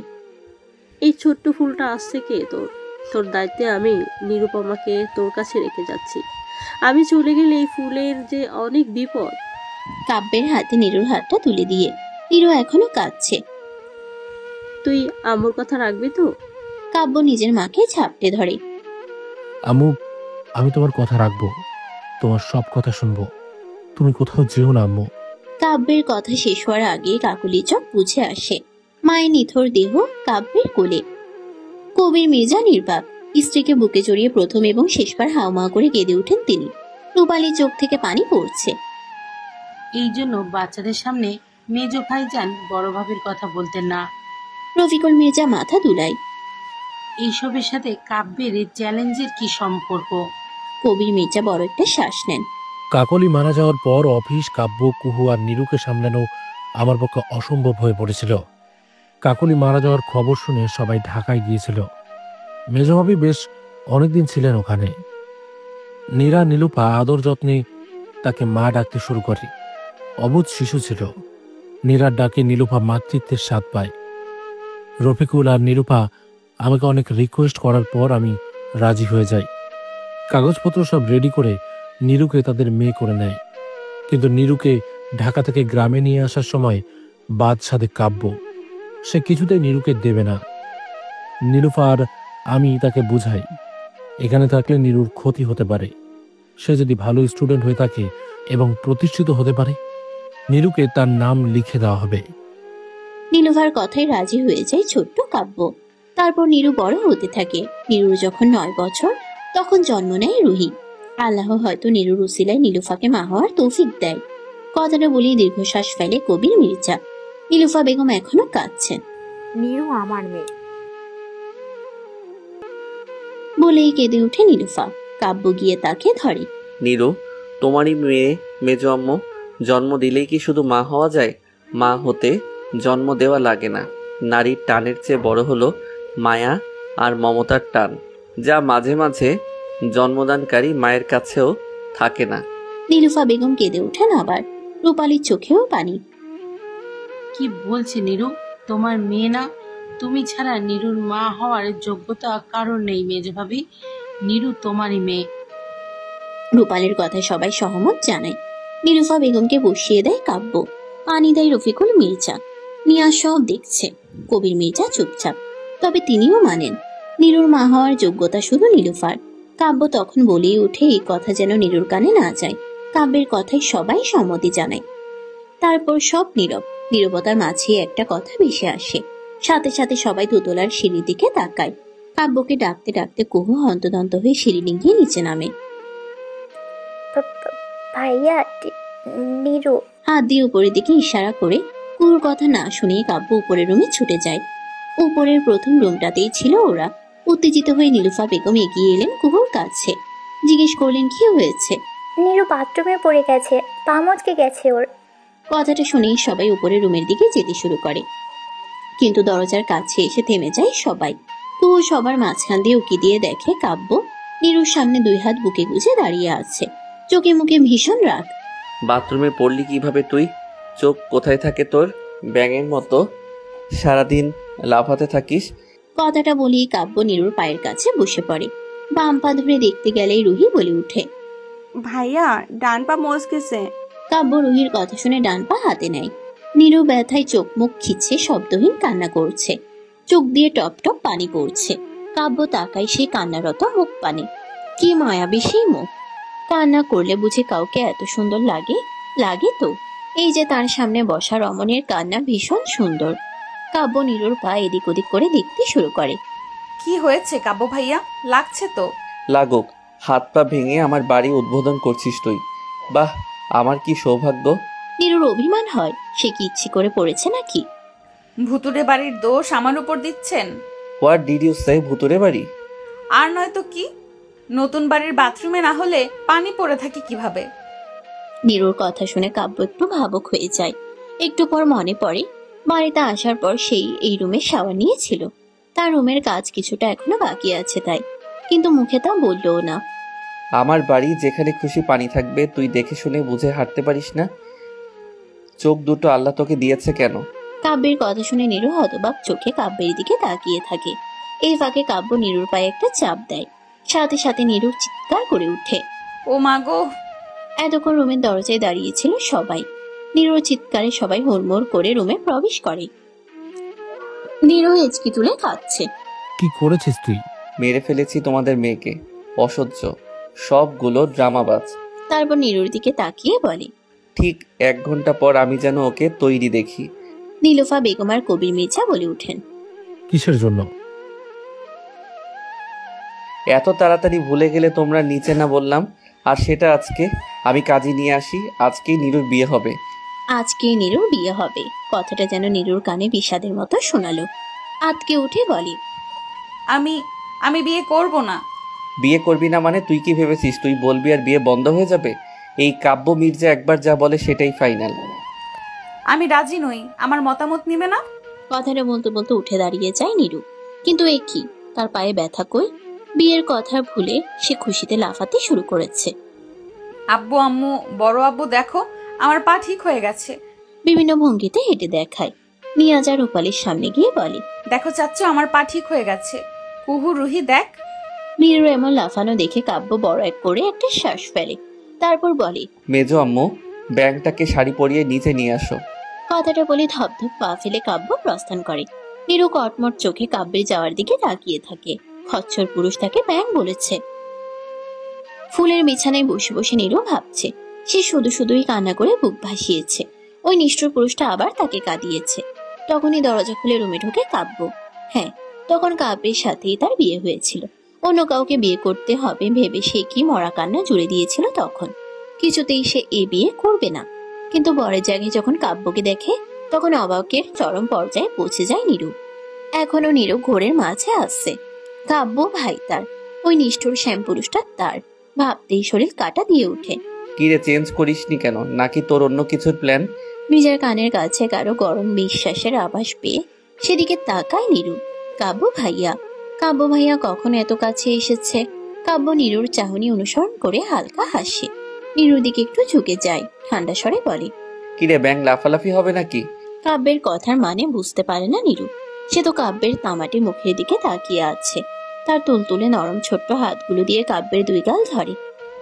আপনি সত্যি আমার? নীরুর এমন প্রশ্নে কাব্য মুচকে হাসে। কেন বিশ্বাস হচ্ছে না তোর? আয় তাহলে বিশ্বাস করিয়ে দেই তোকে। কাব্য এক হাত নীরুর চুলের ভাঁজে রেখে আরেক হাত দিয়ে নীরুর কোমর টেনে তাকে কাছে নিয়ে আসে। আলতো করে চুমু খায় নীরুর কপালে। নীরুর সর্বাঙ্গ কেঁপে ওঠে। নেশাতুর দৃষ্টিতে তাকায় নীরুর ঠোঁটের দিকে। গোলাপের পাপড়ির ন্যায় ঠোঁটগুলো কেমন কাঁপছে। রক্ত রঙে রাঙানো ঠোঁট জোড়ার স্বাদ নিতে চায় কাব্য। ঝুঁকে আসে নীরুর আরো কাছে, কিন্তু প্রতিমধ্যে নীরুর একটা কথা শুনেই থেমে যায় কাব্য। ভালোবাসেন আমাকে কাব্য ভাইয়া? কি ব্যাকুলতার একটা প্রশ্ন। এই প্রশ্নের উত্তর যেন হ্যাঁ হয় তাই কামনা রমণীর। কিন্তু হায়, আমরা যা চাই তা কি সবসময় পাই? না। নীরুর চোখ ভরে উঠে নোনা জলে। তাহলে আমাকে বিয়ে কেন করেছেন আপনি? কাউকে কথা দিয়েছিলাম তাই। কাব্য উঠে কাবার থেকে জামা কাপড় নিয়ে ওয়াশরুমে চলে যায়। নীরু নির্বাক আহত চাহনি, মনের মধ্যে এক হাহাকার। ভালোবাসার মানুষের থেকে প্রত্যাখ্যান হওয়ার পীড়া। তবে সে দমে যাওয়ার পাত্রী না। যখন আপনাকে পাওয়া ছিল অনিশ্চিত, আমি তখন আপনাকে বছরের পর বছর ভালোবেসে গিয়েছিলাম। এখন তো আপনি আমার স্বামী, আমার অর্ধাঙ্গ, এক পবিত্র সম্পর্ক। তাহলে এখন কেন তার ভিন্নতা হবে? আমার ভালোবাসা দিয়ে আমি আপনাকে আমার করে নেব, প্রিয় শ্যামপুরুষ। পাখির কিচির মিচিরে কাব্যের ঘুম ভেঙে যায়। বাড়িটা গ্রামের শেষের দিকে হওয়ায় এই জায়গাটা বেশ নিরিবিলি। আশেপাশে গাছ গাছালিতে ভরপুর। আলগোছে পাশ ফিরে দেখে নীরু গুটিসুটি মেরে ঘুমিয়ে আছে। মুখের উপর কিছু জল এসে পড়েছে নীরু। কাব্য আলতো হাতে তা সরিয়ে দেয়। কিছুটা সময় চেয়ে থাকে নীরুর মুখের দিকে। বিড়বিড় করে বলে ওঠে, আমার ফুল, কৃষ্ণচূড়া ফুল। মনে পড়ে যায় সেদিনের কথা, যেদিন ছোট্ট পিচ্ছি নীরুকে নয় 16 বছরের এক কিশোরীকে দেখেছিল সে। অ্যাডভোকেট হিসেবে বেশ নামডাক আছে তার। অ্যাডভোকেট কাব্য মির্জা। ঢাকা শহরে এক নামে চিনে তাকে সবাই। স্কুল, কলেজ, ভার্সিটি সবকিছুর মাঝে বহুবার প্রেম নামক শুভ্র রং ধরতে এসেছিল তাকে, কিন্তু ধরা দিতে পারেনি কাব্য নামক মানুষটাকে। 2 বছর আগে গ্রামে আবার পা রাখে কাব্য। বাবার দেওয়া শর্ত পূরণ করার জন্য প্রাণপণ চেষ্টা করেছে সে। তবে এর মাঝে সে একবারও নীরুকে দেখতে আসেনি, তবে খোঁজ নিত। পুরোপুরিভাবে যখন স্টাবলিশ করতে পেরেছে তখনই পা রেখেছিল গ্রামে। বাড়িতে ঢুকে খুঁজতে শুরু করে সেই মুখ। নীলুফা বেগম ব্যস্ত হয়ে পড়ে কাব্যকে দেখে। কি খাবে না খাবে জানার চেষ্টা করে, কিন্তু কাব্যের সেদিকে খেয়াল নেই। সে মূলত নীরুকে দেখতে চায়। তোর বোন কোথায় রে রুহি? নিরাপু তো ঘরে নেই। রুহির কথায় নীলুফা বেগম চেতে গেলেন। এই মেয়েটা আবার বের হয়েছে, স্কুল থেকে এসেছেই শুরু করে দেয়। এই বৃষ্টি মাথায় বের হয়েছে, আসো কাজ বাড়িতে। রাগে গজগজ করতে করতে কাব্য শুনে সে কথা বুঝে নীরু ঘরে নেই। হতাশ ভঙ্গিতে রুহিকে আবার জিজ্ঞেস করে, তোর বোন কোথায় যেতে পারে? রুহি বিজ্ঞদের মতো গালে একটা আঙ্গুল দিয়ে ভাবতে থাকে, তারপর বলে, নিশ্চয় আম কুড়াতে গিয়েছে। কাব্যের চোয়াল শক্ত হয়। অকারণে রাগ ফুটে উঠে মুখে। উঠে দাঁড়ায়। ঝিরিঝিরি বৃষ্টি তখনও আছে। কাব্য কি মনে করে এগিয়ে যায় পুকুর ঘাটের দিকে। পুকুর ঘাটে হেঁটে এসেই হঠাৎ থমকে দাঁড়ায় সে। ঘাটের সিঁড়িতে দাঁড়িয়ে আছে নীরু। লাল শাড়ি গায়ে বৃষ্টিতে ভিজে পুরুষের স্নিগ্ধ হয়ে উঠেছে। সদ্য ফোটা ফুল মনে হচ্ছে। তার এক হাতে ধরা কৃষ্ণচূড়ার কয়েকটা লাল ফুল, আর শাড়ির আঁচলে গোটানো কিছু কাঁচা আম। ভেজা চুল গাল বেয়ে নামছে। কপালে জমে থাকা জলের ফোঁটা যেন আলাদা একটা আলো ছড়াচ্ছিল। কাব্য একদৃষ্টে তাকিয়ে থাকে, চোখ সরাতে পারছিল না। কিন্তু হঠাৎ কাব্যের রাগ জাগে। ভেজা শাড়িতে তার নারী অবয়ব বোঝা যাচ্ছে। সে ধমকে ওঠে। তখন এক মায়াবী চাহনি নিক্ষেপ করে কাব্যের দিকে। কাব্য কিছুটা থমকে যায়। সেই চাহনিতে যেন সব রাগ ধুয়ে গিয়ে মিলিয়ে গেল। শুধু কৌতূহল আর অদ্ভুত আকর্ষণ বাকি থাকে।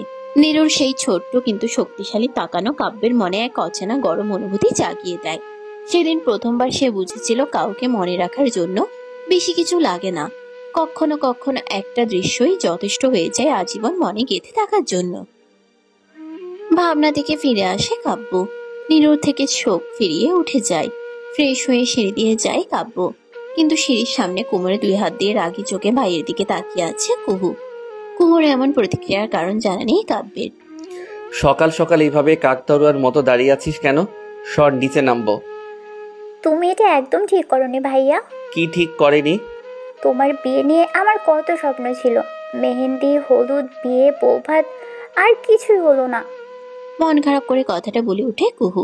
বোনের মাথায় একটা আলতো করে একটা চাটি মেরে বলে, আমার বিয়ের স্বপ্ন বাদ দিয়ে নিজের বিয়ের স্বপ্ন দেখ, তোকে আগামী মাসেই তাড়াবো। কথা বলেই নিচে ড্রয়িং রুমের সোফায় গিয়ে বসে কাব্য। সেখানে আগে থেকেই কবির, রফিকুল আর নিয়াজ বসা। নীলুফা আর রূপালী কিচেনে, রুশান বাবার কোলে। রুহি এখনো ওঠেনি। ভাইয়ের পিছু পিছু কুহু এসে বসে। কাব্যের দিকে এক পলক তাকিয়ে কবির মেজা বলেন, তুমি যেমন চেয়েছো আমরা তাই করেছি, এবার তোমাকে আমাদের কথা শুনতে হবে। কাব্য সন্দিহান দৃষ্টিতে তাকিয়ে বলে, কি? তোমার আর নিরু তো বিয়ে হয়েই গেছে, তাই আমরা সবাই চাইছি বড় করে একটা অনুষ্ঠান করে সবাইকে জানিয়ে দিতে। আশা করি এতে তোমার আপত্তি থাকবে না। কাব্য কিছুক্ষণ ভাবে, তারপর নীলুফা বেগমকে আসতে দেখে জিজ্ঞেস করে, তুমি কি চাও মেজো আম্মু? ভাইজান আর নিরুর আব্বু যা বলে তাই। নীলুফার সম্মতি পেয়ে কাব্য আর না করে না। তারপর সবাই বসে পড়ে অনুষ্ঠানের সব কাজের লিস্ট করতে। ব্যবসা গরম গরম লাগছে নিরুর।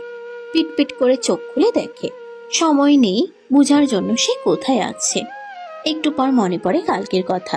তার বিয়ে হয়ে গেছে সে নিষ্ঠুর পুরুষের সাথে। তারপর কাল রাতে সে অনুভূতি, এই সারা রাত লজ্জায় সে ঘুমোতে পারেনি।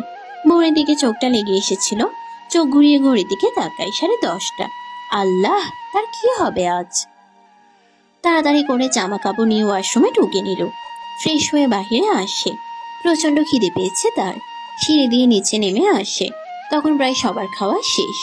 সবাই সোফায় বসে আড্ডা দিচ্ছে। আশ্চর্য, তাকে কেউ ডাকলো না। নিরু এসে সবার সামনে সোফায় বসে পড়ে। হুট করে সবার চোখ পড়ে তার উপর। এতে নিরু ভেবাচেকা খেয়ে যায়। নিরুকে এভাবে ভয় পেতে দেখে সবাই হেসে ওঠে, শুধু কাব্য ছাড়া। নিরু কাব্যের দিকে এক পলক তাকিয়ে সামনে রাখা চানাচুরের প্লেটটা তার কোলে নিয়ে আসে। আরাম করে সোফায় বসে চানাচুর মুখে পুড়ে দিতে দিতে বলে, তোমরা আমার সাথে ঠিক করনি, এই জন্য তোমাদের শাস্তি পেতে হবে।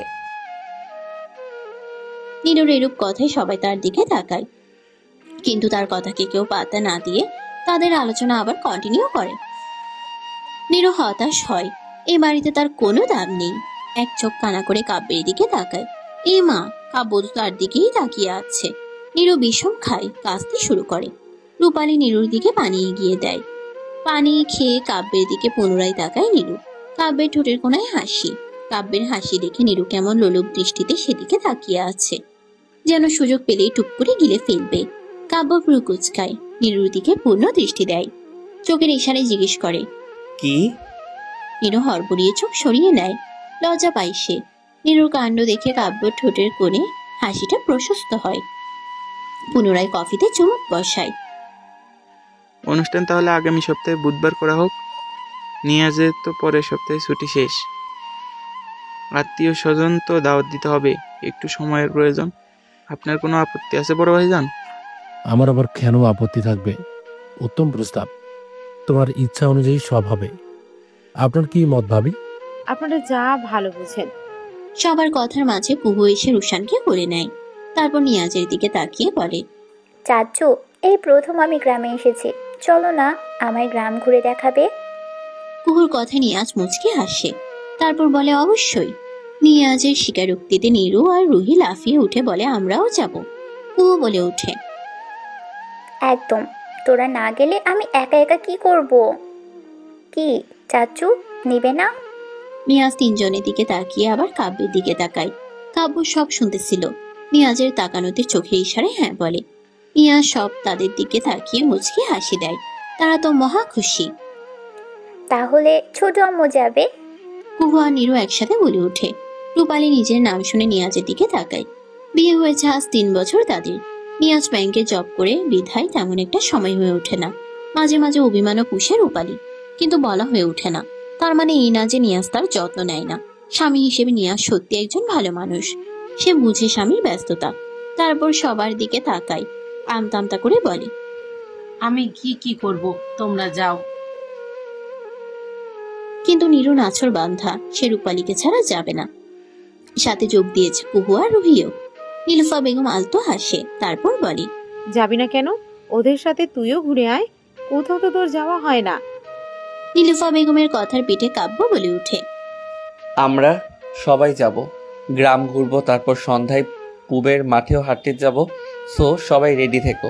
চাচ্চু চলো আমার সাথে। কথাটা বলে কাব্য বাহিরে যাওয়ার জন্য পা বাড়ায়। কাব্যের কথা নীরু প্রচুর খুশি, এই জন্য এই লোকটাকে তার এত ভালো লাগে। জামাইটা। বিকেলে সবাই রেডি হয়ে বের হয় ঘুরতে। গ্রামটা আগের চেয়ে বেশ উন্নত হয়েছে। যেখানে আগে প্রচুর ফসলের জমি ছিল, সেখানে এখন কিছু কিছু ঘর উঠেছে। বিলের শাপলা, বট গাছের ছায়া, আঁকাবাঁকা মাটির রাস্তা। কুয়া অনেক এনজয় করছে। মাঝে মাঝে দাঁড়িয়ে সবাই ছবিও তুলছে। কবি, রফিকুল আর নীলুফা বেগম সবার সামনে। তারা তিনজন তাদের পুরনো দিনের কথা বলতে বলতে হাঁটছে। তাদের পিছনে নিয়াজ, রূপালী আর নিয়াজের কোলে ছোট্ট রুশান। হাঁটার সাথে সাথে গল্প করছে দুজন। নিয়াজ কখনো শাড়ি ঠিক করে দিচ্ছে রূপালীর, কখনো চুল সরিয়ে দিচ্ছে গাল থেকে, কখনো স্ত্রী আর সন্তানকে একসাথে দাঁড় করিয়ে ছবি, সেলফি তুলছেন। স্বামীর সাথে এই ছোট ছোট মুহূর্তগুলো রূপালীর মন ছুঁয়ে যাচ্ছে। একটা সম্পর্ক সুন্দর করে ধরে রাখতে হলে দুজনেরই সমান আগ্রহ, অ্যাপ্রোচ, যত্ন, ভালোবাসা, সম্মান দেওয়ার মানসিকতা থাকা উচিত। বীজ রোপণ করার পর যত্ন আর পরিচর্যাহীন ফেলে রেখে ফুল বা ফলের আশা করা নেহাতি বোকামি। সম্পর্কটা ঠিক এমন, তুমি যদি একটা সম্পর্কে থেকে তা অবহেলায়, অযত্নে ফেলে রাখো, একটা সময় গাছের মতো সেও তোমাকে ছায়া, ফুল, ফল দেওয়া বন্ধ করে দিবে। পরিচর্যাহীন গাছটাও মারা যায়। আমরা তো কেবল মানুষ মাত্র। তাদের পিছনে হাঁটছে নীরু আর কাব্য। হাঁটছে বললে ভুল হবে, কাব্য হাঁটছে। নীরু তার গুটি গুটি পা দিয়ে তা অনুসরণ করছে। কাব্যের ফোন ভাইব্রেট হওয়ায় কাব্য থেমে যায়, আর নীরু এসে ভারী খায় কাব্যের পিঠে। কাব্য পিছনে তাকায়, দেখে নীরু নাক ঘষছে। তুই কি দেখে চলতে পারিস না? নীরু চুপ থাকে, কিছু বলে না। কাব্যের দিকে একটু তাকিয়ে সামনে হাঁটা ধরে। আশ্চর্য, এর আবার কি হয়েছে? অত কিছু না ভেবে কাব্য হাঁটতে শুরু করে। নীরু হাঁটছে, কিছুটা এগিয়ে হঠাৎ করে থেমে যায়। কাব্য ফোনে SMS দেখতে বিজি ছিল। নীরু যে দাঁড়িয়ে পড়েছে তা কাব্য খেয়াল করেনি। আর তারপর যা হওয়ার তাই হয়েছে। কাব্য এসে নীরুর সাথে ধাক্কা খায়। কাব্যের ধাক্কায় নীরু পড়ে যেতে নিয়েও নিজেকে সামলে নেয়। তারপর কাট কাট চোখে কাব্যের দিকে তাকিয়ে বলে, আপনি দেখে চলতে পারেন না? কাব্যের ভ্রু কুঁচকে আসে। একটু আগে তার কথা তাকিয়ে ফিরিয়ে দিচ্ছে। বাহ, খুব ভালো সাহস তো আমার ফুলের। কাব্য চোখটা শীতল করে নীরুর কানের কাছে কিছুটা ঝুঁকে যায়। পকেটে 2 হাত গুজে হাসকি স্বরে বলে ওঠে, এত সুন্দর বউ সামনে থাকলে চোখ আর অন্যদিকে কিভাবে যাবে? চোখ তো শুধু এখন বউকে দেখতে চায়। নীরুর অক্ষিপট কোটর থেকে বেরিয়ে আসতে চাইল। তার কাব্য ভাই বলছে এটা। নীরু অবাকের শিহর থেকে পড়ার আগে কাব্য লো ভয়েসে গিয়ে উঠে, চোখ শুধু খালি বউ বউ করে, বউ বউ করে। গাইতে গাইতে পকেটে 2 হাত গুজে রেখে নীরুকে পাশ কাটিয়ে সামনে চলে যায়। নীরু এখনো ওইখানে সঙ্গের মতো দাঁড়িয়ে আছে। তার হাত কেমন করে যেন বিট করছে। হঠাৎ কুকু এসে নীরুকে ঝাঁকুনি দেয়। কি হয়েছে নীরু? এভাবে মাঝ রাস্তায় দাঁড়িয়ে আছিস কেন? সবাই কত সামনে, দেখ। নীরুর হুঁশ ফিরে আশেপাশে তাকিয়ে দেখে কাব্য আর বাকিরা এগিয়ে গেছে। নীরু সামনে তাকিয়ে দেখে কুহু আর রুহি দাঁড়িয়ে, তাদের হাতে শাপলা ফুল। শাপলা কোথায় পেলি? বিল থেকে নিয়েছে আপু, তাই তো আমি আর কুহু আপু পিছিয়ে পড়েছিলাম। এই নে, তোর জন্য এনেছি। নীরু হাত বাড়িয়ে তা নিল। তারপর তিনজন একসাথে হাঁটা শুরু করে। সন্ধ্যা ঘনিয়ে এসেছে। পশ্চিমের আকাশটা লালচে আর গোলাপি রং ধারণ করেছে।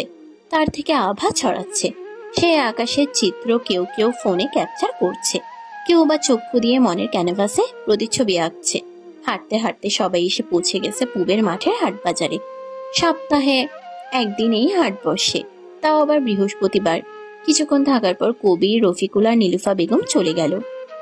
রূপালী চেয়েছিল চলে তাদের সাথে যেতে, কিন্তু নীলুফা বেগমের আদেশে থেকে গেল বাকি সবার সাথে। এতে সে অখুশি নয়। নীলুফার প্রতি শ্রদ্ধায় মনটা কানায় কানায় পূর্ণ হলো। নীরু হাঁটছে, মাটির জিনিসপত্রের দোকান দেখে সেখানে যায়। পিছনে কাব্য, বাকিরা অন্যদিকে আছে। নীরু 2-1টা মাটির জিনিস পছন্দ করে। তার মধ্যে ছিল মাটির খোলা, যা দিয়ে চিতই পিঠা আর খোলাজা পিঠা বানানো হয়, মাটির একটা পাতিল, একটা ফুলদানি আর একটা মাটির ব্যাংক। কিন্তু নীরুর কাছে তো টাকা নেই, সে টাকা আনেনি। তাই ভাবলো চাচুকে বলবে এগুলো নিয়ে দিতে। চাচুকে টাকার উদ্দেশ্যে পা বাড়াতে একটা কথা শুনে থমকে যায়। মাটির জিনিস নিচ্ছিস বুঝি? ফুল আমাদের সংসার সাজানোর জন্য? হাটে মানুষের আনাগোনা বাড়ছে। সপ্তাহে এদিন বলে হয়তো এ ভিড় জমে। কাব্য মানুষ হলেও এখানেও পাওয়া যায় শৌখিনদের তালিকা।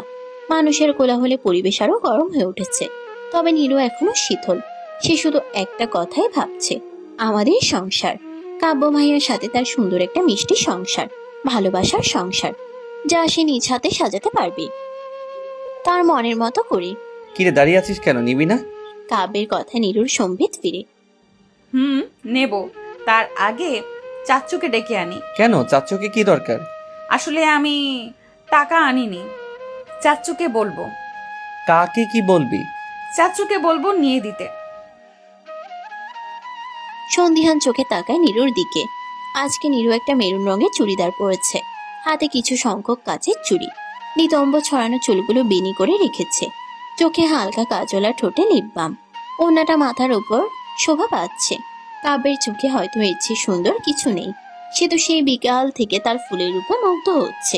তোর বর কি বেকার নাকি তার টাকা পয়সা নেই? নীরু অদ্ভুত চাহনি নিক্ষেপ করে কাব্যের দিকে। আমি কখন বললাম এইসব? কাব্য উত্তর দিল না, 2 কদম আগে বাড়িয়ে বলে ওঠে, আঙ্কেল, ওর যেগুলো পছন্দ হয়েছে সবগুলো প্যাকেট করুন। নীরু কিছুই বলল না, নীরব দর্শক সে। জিনিসগুলো হাতে নিয়ে কাব্য বিল মিটিয়ে দেয়, তারপর নীরুর হাত ধরে হাঁটা শুরু করে। যেটা তোর সেখানে অধিকার খাটিয়ে কেড়ে নিবি? এমনিতে ছেড়ে রাখলে অন্য কেউ সেই অধিকার হস্তক্ষেপ করবে, নিজের অধিকার সবসময় বজায় রাখবি। কাব্য এখনো হাঁটছে নীরুর হাত ধরে। কদম থামে কুহু আর রুহির কাছে এসে। কুহু চুরি দেখছিল, কাব্যকে দেখেই বলে ওঠে, ভাইয়া আমি এগুলো নিব। কাব্য হাসে হয়তো, তবে খুবই শুকনো। তো নে, টাকা এনেছিস তো? কাব্যের কথায় নীরু আর কুহু তার দিকে তাকায়। কুহু আত্মবিশ্বাসী হয়ে বলে ওঠে, আমার ভাই থাকতে আমার টাকা আনতে হবে কেন? তুমি দেবে। শখ কত, যা তোর বরকে বল। তোর বরের কি টাকা কম পড়েছে? মায়ের পচানোতে কুহু পাত্তা দিল না। প্রায়শই এই বলে খোঁচা দেয় কাব্য। একসাথে থাকলেও 2টা ঝগড়া করবে। যাও, লাগবে না, আমি চাচ্চুকে বলছি। কাব্য হতাশ হয়। বউ বোন দুজনেই সেম। রুহি চল, আমি তোকে কিনে দিব তোর যা যা লাগে। রুহি খুশি হয়ে যায়, কাব্যের হাত ধরে লাফিয়ে লাফিয়ে হাঁটছে। কুহু এসে নীরুর পাশে দাঁড়ায়। চলো নীরু। উফ ভাবি। নীরু লজ্জা পায় কুহুর ডাকে। তুই আমাকে নাম ধরে ডাকবি? কি বলিস? তুই আমার একমাত্র বড় ভাইয়ের একমাত্র বউ, তোকে নাম ধরে কেন ডাকবো? ভাবি ভাবি ভাবি। এই আসতে। নীরুকে লজ্জা পেতে দেখে কুহু হু হু করে হেসে ওঠে। রাত ভারী হচ্ছে, তাই সবাই চলে যাওয়ার কথা ভাবে। সে অনুযায়ী একটা টেম্পো ঠিক করে, তারপর সবাই সেটাই চড়ে বসে। নীরুর হাতে এখনো সেই শাপলা ফুলের গুচ্ছ, কিছুটা মূর্ছা গেছে। কুহু আর রুহি তো সে কবেই ফেলে দিয়েছিল। সবাই যে যার মতো কথা বলতে ব্যস্ত। নীরু আর কাব্য বসেছে পাশাপাশি, নীরুর সাথে কুহু। অপর সাইডের সিটে রুহি, রূপালিয়া, নিয়াজ বসা। রুশান ঘুমিয়ে গেছে সবার চোখের আড়ালে। কাব্য তার শক্তপোক্ত হাত দিয়ে নীরুর হাতটা ধরে।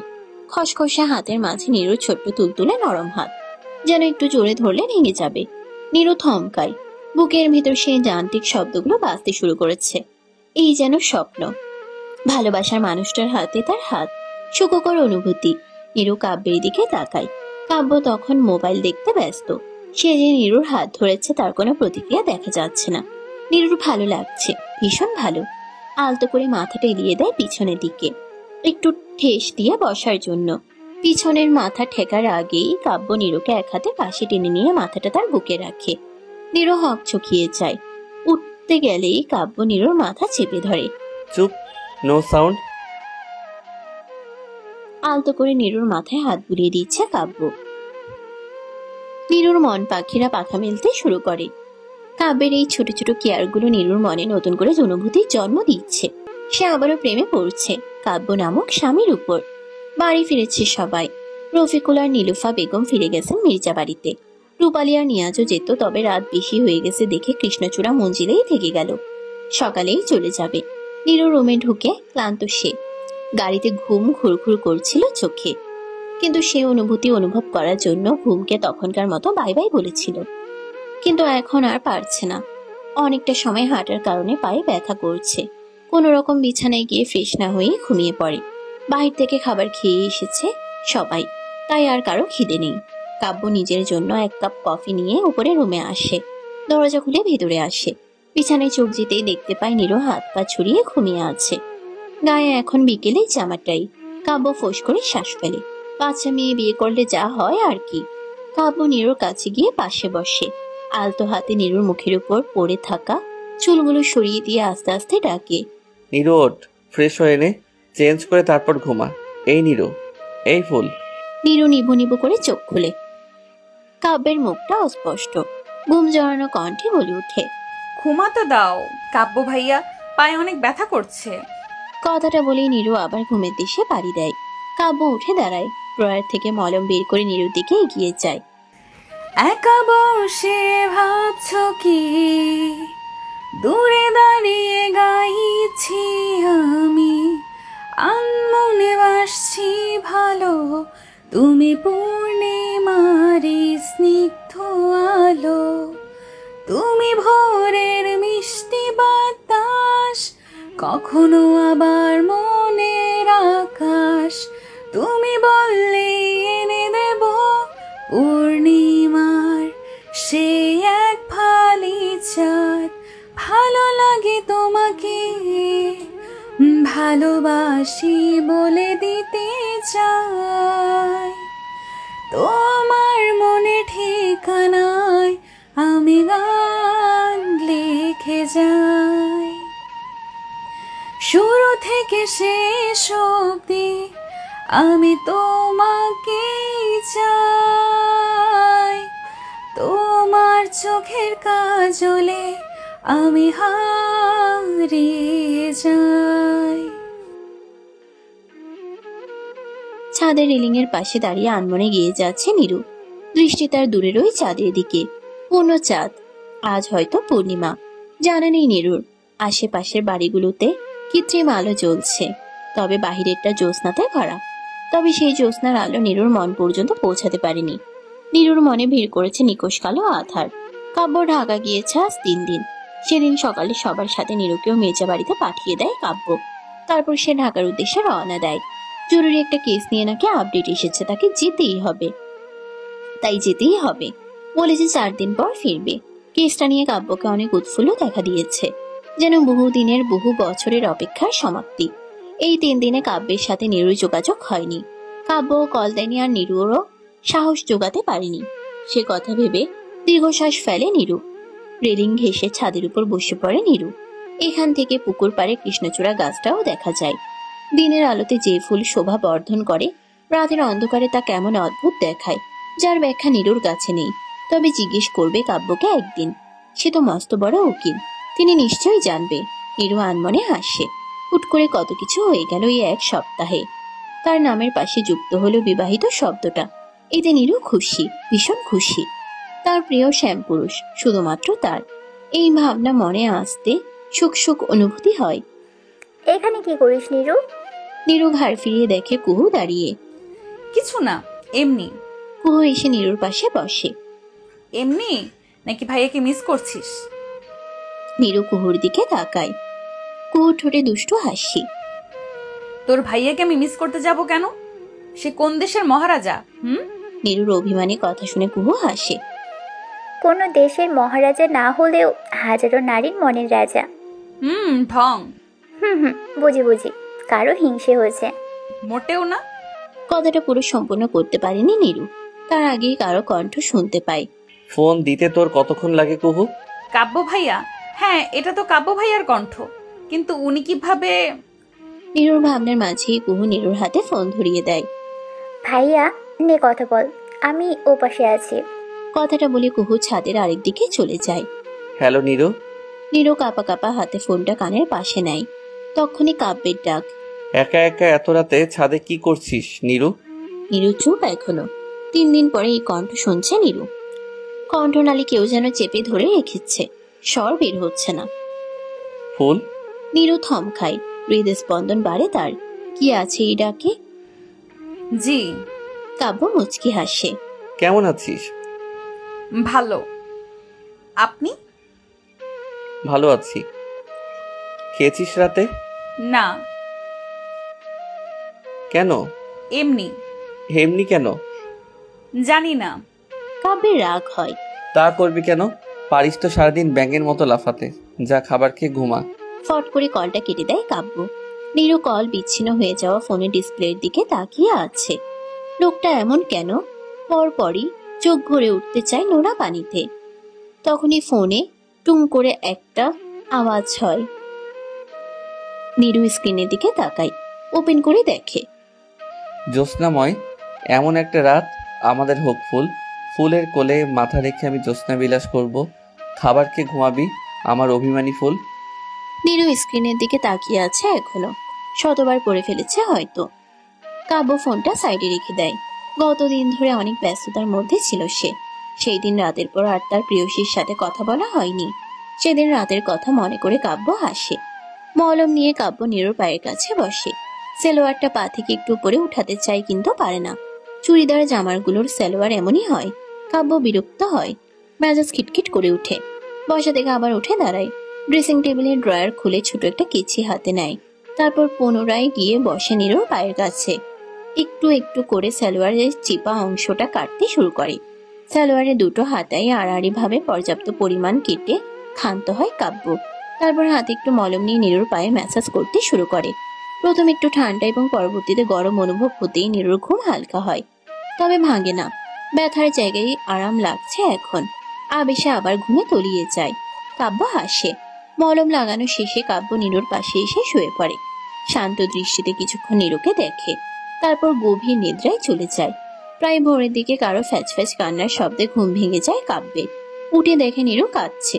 জিজ্ঞেস করার পর উত্তর দেয় ভূতভা জিনে তার সালোয়ার কেটে ফেলেছে। প্রথম দিন থেকে বলছে এ বাড়িতে ভূত আছে। নীরুর কথায় কাব্য হাসে। চুপচাপ ঘুমা, না হলে ভূতকে বলবো তোকে নিয়ে যেতে। আপনি ভূতের সাথে কথা বলেন? বাড়ি আমার, তাহলে বাড়ির ভূতগুলো তো আমারই হবে। আমার পোষা ভূতের সাথে আমি কথা বলতেই পারি।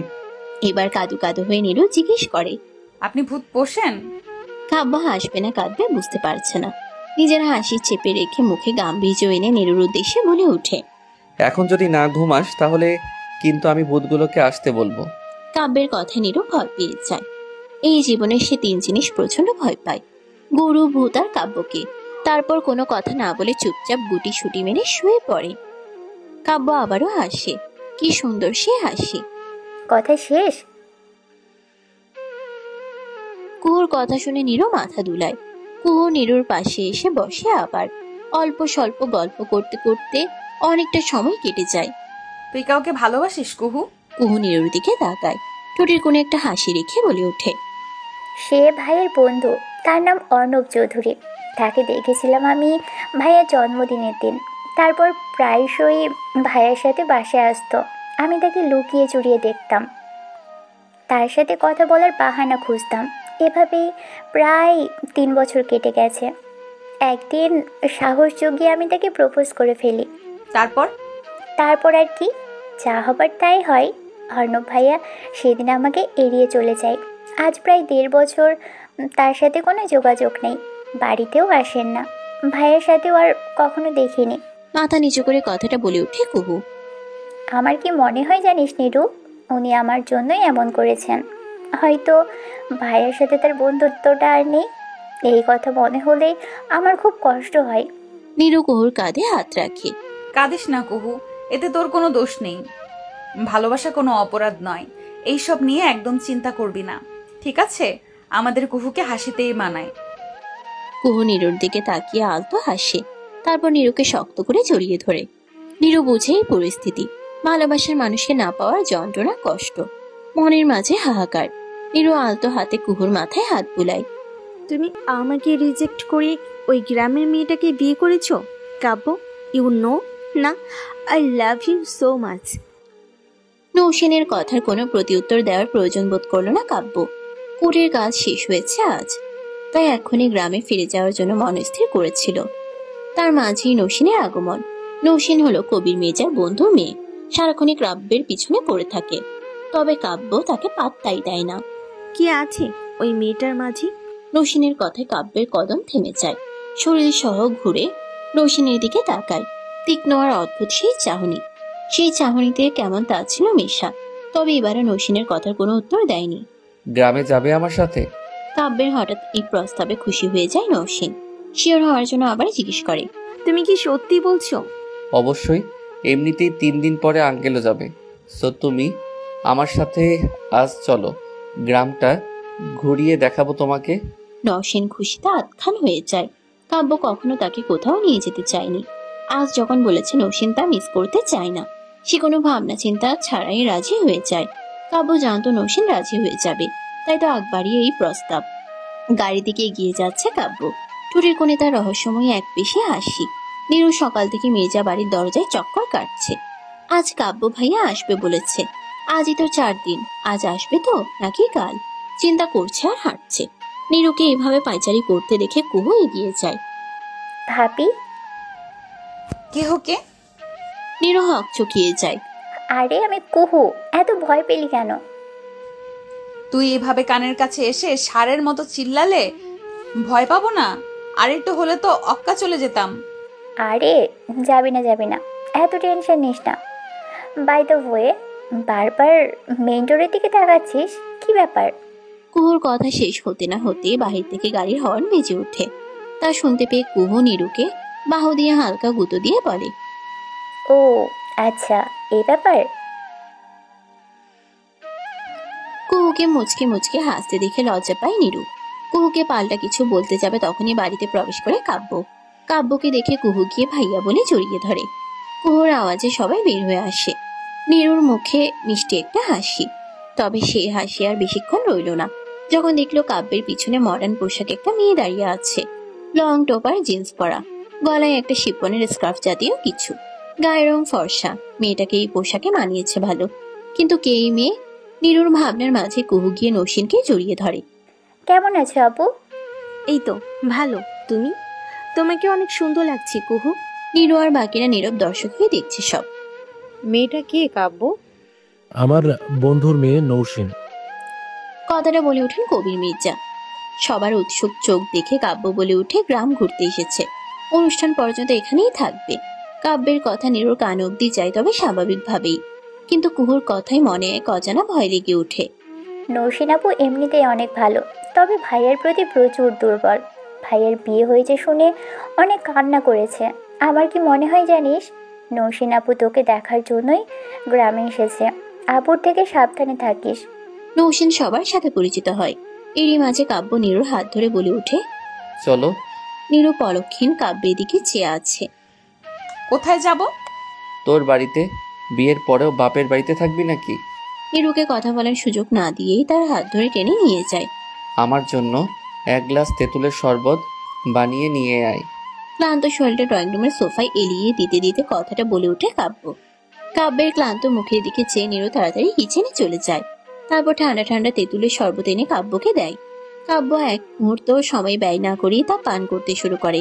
পুরো শরবতটুকু শেষ করে নীরুর হাতে গ্লাসটা ধরিয়ে দেয়। আর খাবেন না? নীরু খালি গ্লাস নিয়ে কিচেনের দিকে চলে যায়। নীরুর যাওয়ার পানে কাব্য তাকিয়ে মৃদু হেসে ওঠে। বিছানা ঝাড়ু দিচ্ছে নীরু, বালিশগুলো ঠিক করে রেখে শুয়ে পড়ে। তার কিছুক্ষণ পরে কাব্য এসে পাশের বালিশে শুয়ে পড়ে। নীরু এক চোখ খুলে কাব্যের দিকে তাকায়। উদ্দেশ্য কাব্য কি করছে দেখা। কানা চোখে তাকিয়ে সাথে সাথেই চোখ খিচে বন্ধ করে ফেলে, কারণ কাব্য তার দিকেই তাকিয়েছিল। কাব্য মুচকি হাসে। নীরুর কাছে এগিয়ে যায় কাব্য, মাথাটা নিচু করে নীরুর কানে লো ভয়েসে বলে, দেখার হলে এমনিতেই দেখ, এত লুকোচুরির কি আছে? I am your husband now, so যেভাবে খুশি সেভাবে দেখতে পারিস। কথাটা বলে নীরুর কানে ঠোঁট ছুঁয়ে দেয়। নীরুর ছোট্ট কায়া কেঁপে ওঠে, লজ্জায় চোখ মেলতে পারছে না। এইভাবে ধরা পড়ে যাবে ভাবিনি। কাব্য নীরুর কপালের উপর পড়ে থাকা চুলগুলো সরিয়ে শব্দ করে চুমু খায়। নীরুর চোখ মেলে তাকায় কাব্যের দিকে। কাব্য নরম চোখে তাকিয়ে আছে নীরুর দিকে। দুজনের চোখাচোখি হয়, তবে কেউই চোখ সরিয়ে নেয় না। অপলক দৃষ্টিতে তাকিয়ে থাকে একে অপরের দিকে। নীরুর চাহনি আবেগে ভরা। কাব্য নীরুর চাহনি দেখে হাসে, যে হাসির কোনো চিহ্ন নেই। পরপরই 2 হাত দিয়ে নীরুকে নিজের বুকে টেনে নেয়। মাথায় হাত বুলিয়ে দিতে দিতে বলে উঠে, ঘুমা। জানেন কাব্য, আপনার বুকটাই আমার সবচেয়ে নিরাপদ জায়গা। মনে হচ্ছে এই বুকে আমি আজীবন মাথা রাখতে চাই, মরণ পর্যন্ত। নীরুর কাব্যের জন্য কফি নিয়ে উপরে যাচ্ছিল, তখনই কলিং বেল বেজে উঠে। কফিটা ডাইনিং এ রেখে নীরু দরজা খুলতে চায়। দরজা খুলে সামনে কুহুকে দেখে খুশি হয়ে যায় নীরু। তখনই নৌসিন আর কবির মির্জা কুহুর পাশে এসে দাঁড়ায়। নীরু জায়গা করে দিয়ে সবাইকে তারা তিনজন ভেতরে ঢুকে। নীরু, আমার কফি কই? উস্কো খুস্কো চুল, ফোলা গাল, গায়ের পোশাকের ভাগ কুচকানো, দেখেই মনে হচ্ছে ঘুম থেকে উঠেছে। মুখ ধোয়ার কারণে সামনের চুলগুলো ভিজে কপালে লেপটে আছে। ধপ ধপ সিঁড়ি ডিঙিয়ে নিচে নামে। ড্রয়িং রুমে সবাইকে দেখে বলে, গুড মর্নিং। সবাই তাকে গুড মর্নিং জানায়। নীরু এরই মাঝে সবার জন্য কফি আর হালকা নাস্তা নিয়ে হাজির। কবির মির্জা নীরুর মাথায় হাত বুলিয়ে দেন। লক্ষ্মী মেয়ে আমার। নীরু হাসে। নৌসিন কিছুই বলছে না, সে বসে বসে দেখছে সব। আপু, তোমার কপি। নৌসিন তাকায় নীরুর দিকে। কি মায়াবী এক মুখ, চোখে মুখে মায়া উপচে পড়ছে। হয়তো এই জন্য কাব্য না আর ভাবতে পারছে না। এতটা বছর ধরে সে কাব্যকে ভালোবেসে গেল, কিন্তু কাব্য বুঝেও না বুঝার ভান ধরেছিল। খারাপ লাগে নৌসিনের। নৌসিন সেই কফি নেয় না। রাগ আসছে নীরুর উপর। নীরু নিশ্চয় ওখান থেকে সরে গিয়ে কুহুর পাশে বসে। কাব্য পূর্ণ দৃষ্টিতে দেখলো সব। সবাই রেডি হয়ে নাও, সবাইকে নিয়ে শপিং এ যাব। সবার কেনাকাটা বাকি আছে। আমি মেজো আম্মুকে কল করে জানিয়ে দিয়েছি, ওনারা পৌঁছে যাবেন। কাব্যের কথায় কুহু খুশি হয়ে যায়। ভাইয়া, আমরা তো রেডি আছি, ভাবিকে বলো রেডি হয়ে আসতে। সবার সামনে কুহু নীরুকে ভাবি ডাকায়। নীরু অপ্রস্তুত হয়ে পড়ে, লজ্জা পায়। কুহুর ডাক শুনে কাব্য বেশ মজা পায়। নীরু কাব্যের দিকে তাকায়, দেখে কাব্যও তাকিয়ে আছে। আমি রেডি হয়ে আসি। নীরু লজ্জা পেয়ে চলে যেতে কাব্য তখন নীরুর দিকে তাকিয়ে এক চিলতে হাসি হাসে। তারপর নিজেও অনুসরণ করে নীরুকে। কাব্যের চলে যাওয়ার পানে নৌসিন তাকিয়ে। তার কি খারাপ লাগছে না? লাগছে তো। মনে মনে ফুঁসে উঠে কিছুটা। ভাবি ডাক শুনে এত লজ্জা পাচ্ছিস কেন? নীরু কাবার থেকে জামা নিচ্ছিল। এখানে বেশ কয়েকটা জামা আছে। কাব্য বলেছিল এগুলো তার জন্য। নীরু সেদিন খুশি হয়েছিল। কাব্যের এহেন কথা নীরু কাবার থেকে সরে কাব্যের দিকে তাকায়। কাব্যের চোখে দুষ্টুমির রেখা। নীরু কাব্যের চোখ এড়িয়ে চলে যেতে চায়, কিন্তু গাল লাল হয়ে ওঠে। কাব্য আবার দুষ্টু হেসে বলে, ভাবি মানে তো কাব্যের নিজের মানুষ, তাই না?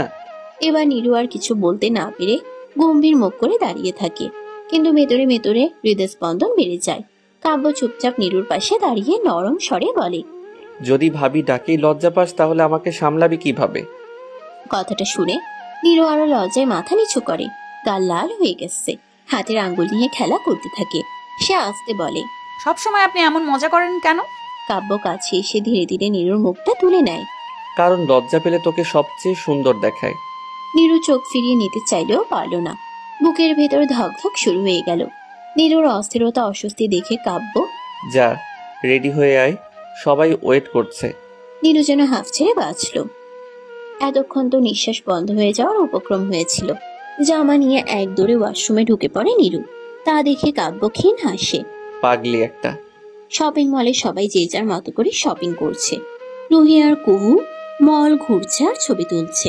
নৌসিন এটা ওটা পছন্দ করে ট্রায়াল দিচ্ছে বারবার। বাকিরা সবাই একসাথে। নীরু তাদের দিকে যেতে শুরু করলে কাব্য তার হাত ধরে ফেলে। তারপর চোখের ইশারায় তার সাথে আসতে বলে। পাশাপাশি হাঁটছে তারা। হাত ধরা এখন না থাকলেও চোখে চোখ ধরা দিচ্ছে বারবার। একটা শাড়ি লেহেঙ্গার শপে ঢুকে কাব্য। পিছু পিছু নীরুকে বসিয়ে দিয়ে বলে পছন্দ করতে, কিন্তু নীরু সংকোচ হচ্ছে। পাশে মা নেই, এভাবে কখনো অন্য কারোর সাথে শপিং করা হয়নি। কাব্য তা বুঝতে পারে। তারপর কাব্য নিজে চুজ করে শাড়ি আর লেহেঙ্গা কিনে নেয়। তারপর প্রয়োজনীয় অনেক কিছু। তারপর বাকিদের সাথে মিশে বাকি শপিং কমপ্লিট করে নেয়। তারপর দুপুরের খাবার রেস্টুরেন্টে খেয়ে সবাই বাড়ির উদ্দেশ্যে রওনা দেয়। শাপলা ফুলগুলো খুব সুন্দর, তাই না নওশিন? ছোটবেলায় শাপলা ফুল তুলতাম, তারপর সেগুলো বাড়ি নিয়ে গিয়ে মেজো আম্মুকে দিতাম। তারপর মেজো আম্মু অনেক সুন্দর করে আমার জন্য শাপলা ভাজি করতো। কত বছর হয়ে গেল খাই না। সামনের বিলে ফুটে থাকা লাল নীল শাপলা ফুলের দিকে তাকিয়ে কথাগুলো বলে ওঠে কাব্য। তার পাশে কুহু, রুহি আর নৌসিন। সকাল সকাল তাদের নিয়ে বের হয়েছিল গ্রাম ঘুরতে, বিশেষ করে নৌসিনকে গ্রাম দেখাতে। ঘুরতে ঘুরতে শাপলা বিলের সামনে এসে চারজন থেমে যায়। কাব্যের এমন কথায় নৌসিন অত উৎফুল্ল হলো না, ছোট্ট করে উত্তর দিল, ও। কাব্য তার উত্তর মুচকে হাসে। সে জানতো এমনই প্রতিক্রিয়া হবে। বিলটা বাড়ি থেকে বেশি দূরে না। ঘোরাঘুরি শেষ করে সবাই বাড়ি পৌঁছে যায়। সময়টা দুপুরের। মির্জা বাড়ির ডাইনিং এ সবাই খেতে বসেছে। সবার সামনে খাবার দেওয়া হয়। প্লেটের সামনে ছোট্ট একটা বাটিতে শাপলা ভাজি দেখে কাব্য ভীষণ অবাক হয়। মেজো আম্মু এটা কি?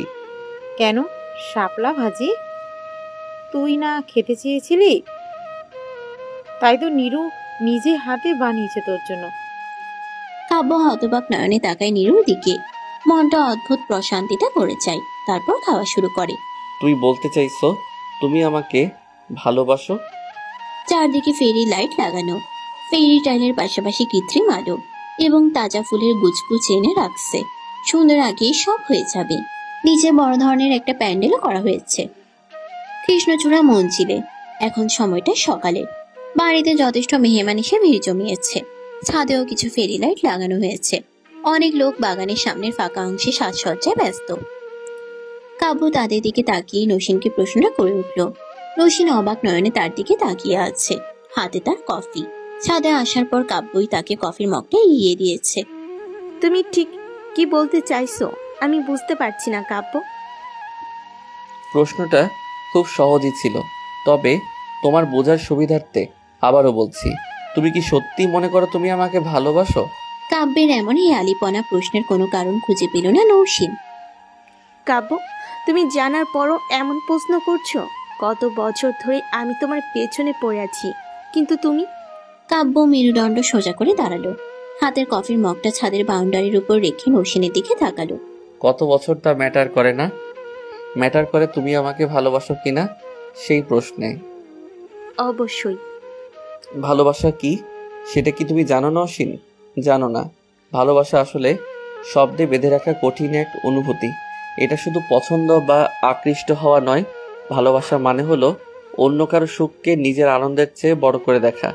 ভালোবাসা মানে নিরাপত্তা দেওয়া, একে অপরের দুর্বলতাকে মমতা দিয়ে জড়িয়ে ধরা। যখন তুমি কাউকে ভালোবাসো, তার হাসি তোমার দিনটাকে আলোকিত করে, তার কষ্ট তোমার বুকের ভেতর ভারী হয়ে থাকে। কখনো সেটা নিঃশব্দে যত্ন নেওয়া, কখনো একসাথে পথ চলার প্রতিশ্রুতি। আরও গভীরে গেলে ভালোবাসা হলো এক ধরনের ইমানের মতো, যেখানে তুমি ভরসা করো, বিশ্বাস করো, তুমি নিজেকে ছোট করে হলেও সেই মানুষ বা সম্পর্ককে বড় করো।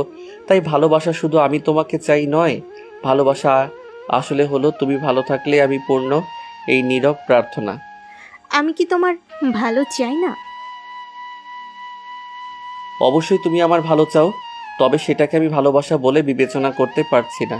তুমি নিজেই একটা চিন্তা করো, তোমার মনের গভীর থেকে তুমি কি আমাকে সত্যি ভালোবাসো কিনা? ভালোবাসা আসলে এক অদ্ভুত শিহরণ। যখন কারোর প্রতি গভীর অনুভূতি জন্মায়, তখন শরীর মন দুটোই অজানা কম্পনে ভরে ওঠে। মনের ভেতর হালকা কাঁপুনি, বুকের গভীরে উষ্ণ একটা ঢেউ, যেন বাতাসে নতুন গন্ধ মিশে গেছে। কাউকে দেখার মুহূর্তে চোখের মনি একটু বড় হয়ে ওঠে, নিঃশ্বাস ধীর হয়, অথচ হৃৎপিণ্ডের ধুকপুকানি বেড়ে যায়। এই শিহরণে ভয় নেই, আছে আকর্ষণ আর কোমল আনন্দ। কখনো তা শান্ত স্রোতের মতো, আবার কখনো ঝড়ের মতো তীব্র। কাউকে মনে পড়লে যে উচ্ছ্বাস, যে অজানা টান, সেটাই হলো ভালোবাসার। নৌসীন কাব্যের কথা শুনে যাচ্ছে।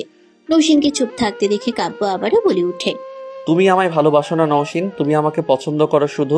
নৌসীন দৃঢ় হয়ে বলল, আমি তোমায় ভালোবাসি। কাব্য শুকনো হাসে। আচ্ছা মানলাম তুমি আমাকে ভালোবাসো, তাহলে বলো তো যাকে ভালোবাসো তাকে কখনো অকারণেই মনে পড়েছে তোমার? দিনের যে কোনো সময় হঠাৎ তার হাসি বা চোখ ভেসে উঠেছিল তোমার? কথা না হলেও তার সুখ দুঃখ নিয়ে ভাবনায় বিভোর হয়েছ? দেখা না হয়ে শুধু নাম শুনলে বুকের ধুকপুকানি বেড়ে গিয়েছে কখনো তোমার? চোখে চোখ পড়লে হালকা কাঁপুনি বা উষ্ণতা ছড়িয়ে পড়েছিল কখনো দেহ মনে? তার খেয়াল রাখা, খাওয়া, বিশ্রাম, মন খারাপ সবকিছুর খোঁজ নিয়েছিলে কখনো? তার জন্য নিজের সময়, স্বাচ্ছন্দ্য, এমনকি অভ্যাস বদলাতে রাজি হয়েছ কখনো? কাব্য ছাদের রেলিং ধরে বাহিরের দিকে ফিরে চোখ বন্ধ করে ফেলে। চোখের সামনে ভেসে উঠে প্রিয় নারীর অবয়ব, তার ফুল। আনমনে আবারও বলে উঠে, সে দূরে থাকলেও এক ধরনের অদৃশ্য টান অনুভব করা, শুধু পাওয়া নয়, তার মঙ্গল চাওয়া, যেন সে ভালো থাকলেই তোমার শান্তি। বাহির থেকে চোখ সরিয়ে নৌসীনের দিকে আবারও তাকালো কাব্য। এই লক্ষণগুলো কাউকে পেয়ে যাওয়ার আনন্দের চেয়ে বেশি এক নীরব যত্ন, নীরব প্রার্থনার রূপ। সেটাই আসল ভালোবাসার পরিচয়। নৌসীন ভাবনায় ডুবে যায়। এই সব কিছুই নৌসীন কাব্যের জন্য ফিল করেনি। কাব্য যখন তার সামনে থাকতো তখনই শুধু মনে হতো সে কাব্যকে ভালোবাসে, কিন্তু অন্য সময় দিব্যি নিজের লাইফ কাটায়। নৌসিনকে আনমনা দেখে কাব্য বুঝে যায় তার কথার অর্থ নৌসিন বুঝতে পেরেছে। আমি তোমার অনুভূতিকে সম্মান করি। তোমাকে আব্বু, কুহু সবাই অনেক ভালোবাসে। তবে তুমি আমার প্রতি যেটাকে ভালোবাসার নাম দিয়েছ সেটা ভালোবাসার নয়। আমি তোমাকে ইগনোর করতাম বলেই তুমি সেটা মেনে নিতে পারোনি। এটা আমরা কেউই মেনে নিতে পারিনি। যখন আমরা কাউকে পছন্দ করি তার ইগনোর। কিন্তু তুমি নিজেই গত 3 দিনের কথা ভেবে দেখো। আমি যখন প্রথম দিন নীরুকে হাত ধরে টেনে মির্জা বাড়ি থেকে নিয়ে আসলাম, তোমার কিন্তু কোনো প্রতিক্রিয়া ছিল না। শপিং মলে তুমি নিজের ইচ্ছে মতো শপিং করে বের হয়েছ। ভালোবাসার মানুষ যখন সামনে থাকে আমরা তখন চাই তার সামনে নিজেকে জাহির করতে। আমাকে কেমন লাগছে মুখে না বললেও চাহনিতে বোঝায়। কালকের কথাই ধরো, তুমি আমার পছন্দটার ক্ষেত্রে শুধু ওহ বলে চালিয়ে দিয়েছিলে, কিন্তু নীরুকে দেখো, ওই বিষাক্ত পানিতে নেমে শাপলা তুলে এনে নিজেই রান্না করেছে। সারা রাত মেয়েটা পায়ের চুলকানিতে ঘুমাতে পারেনি।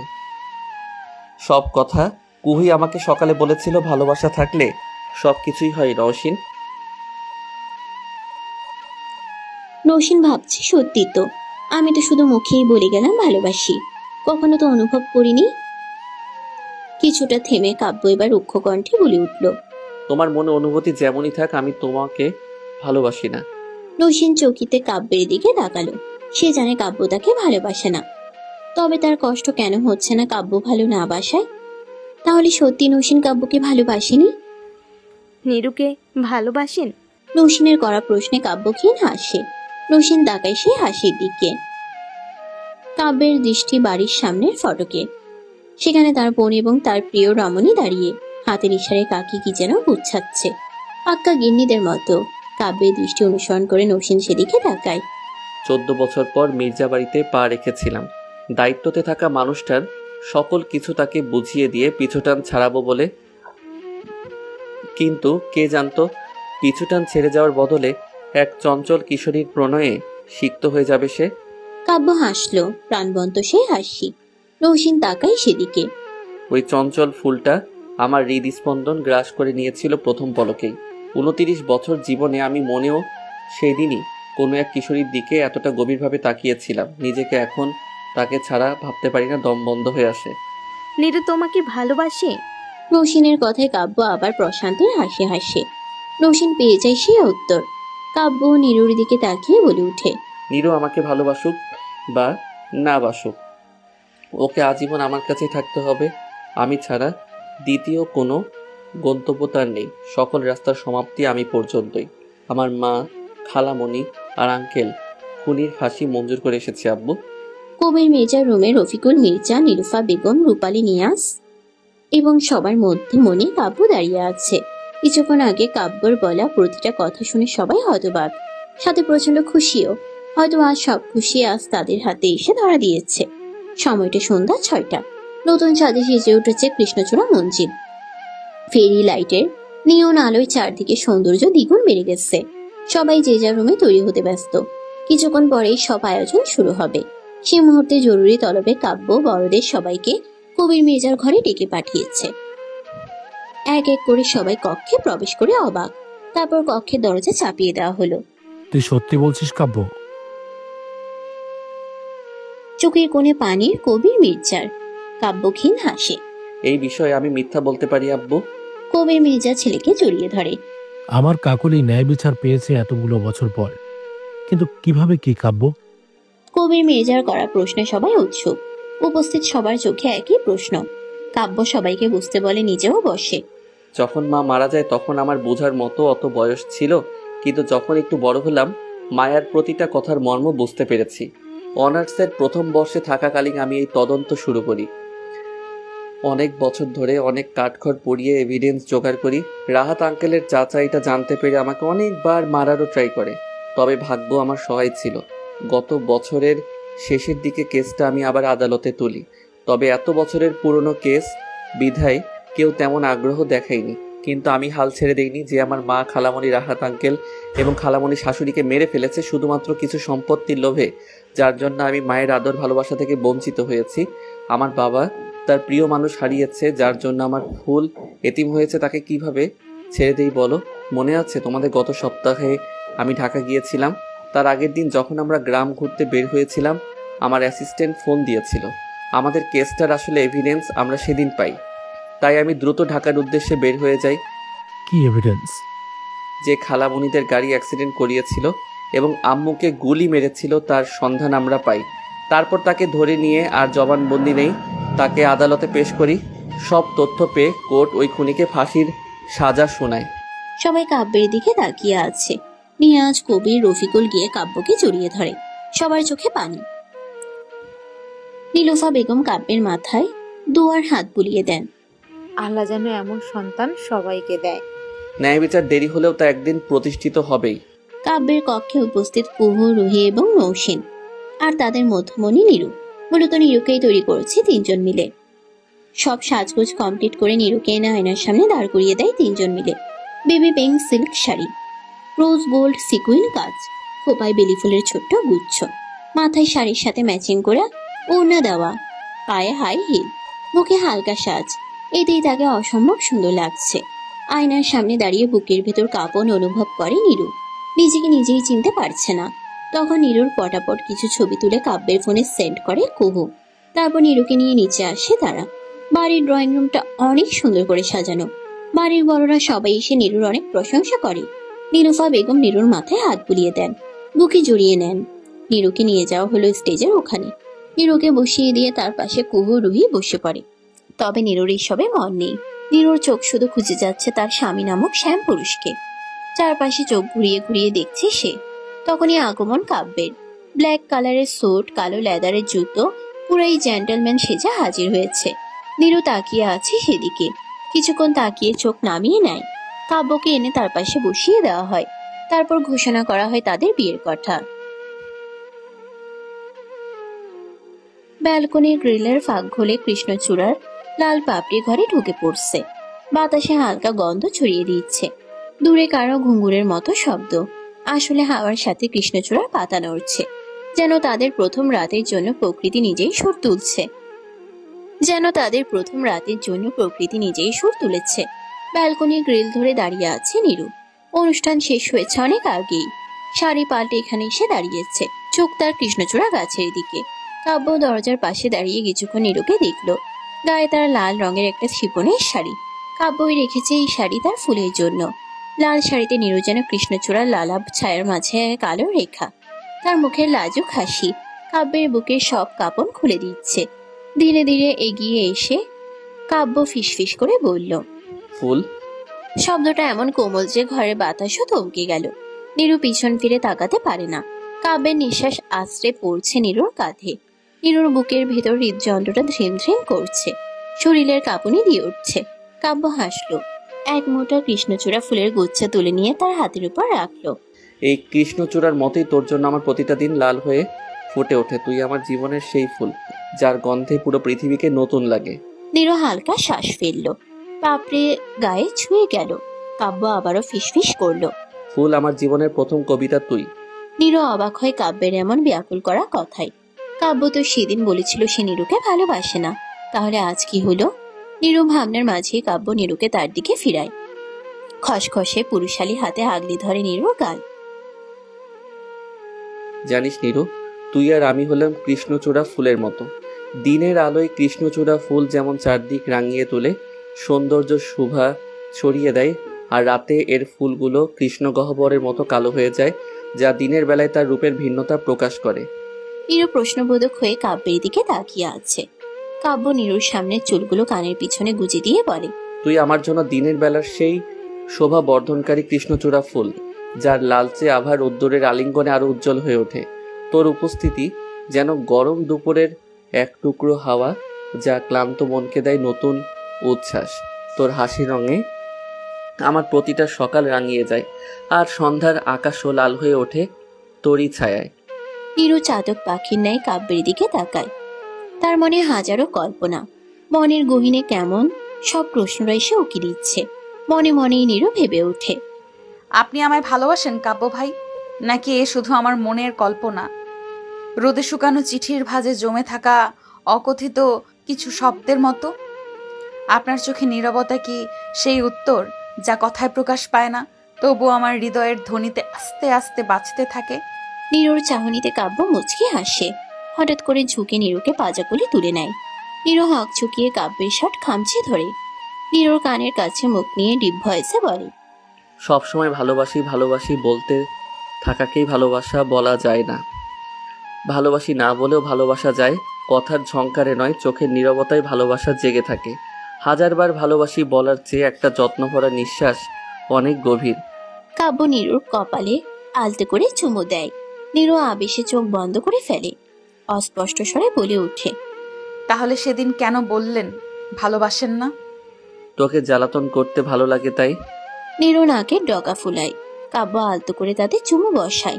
নীরু লজ্জায় মিয়ে যায় যে অবস্থা। নীরুকে লজ্জা পেতে দেখে কাব্য মৃদু হাসলো। লজ্জাবতীর লজ্জা তাহলে আজ ভাঙাবো নাকি?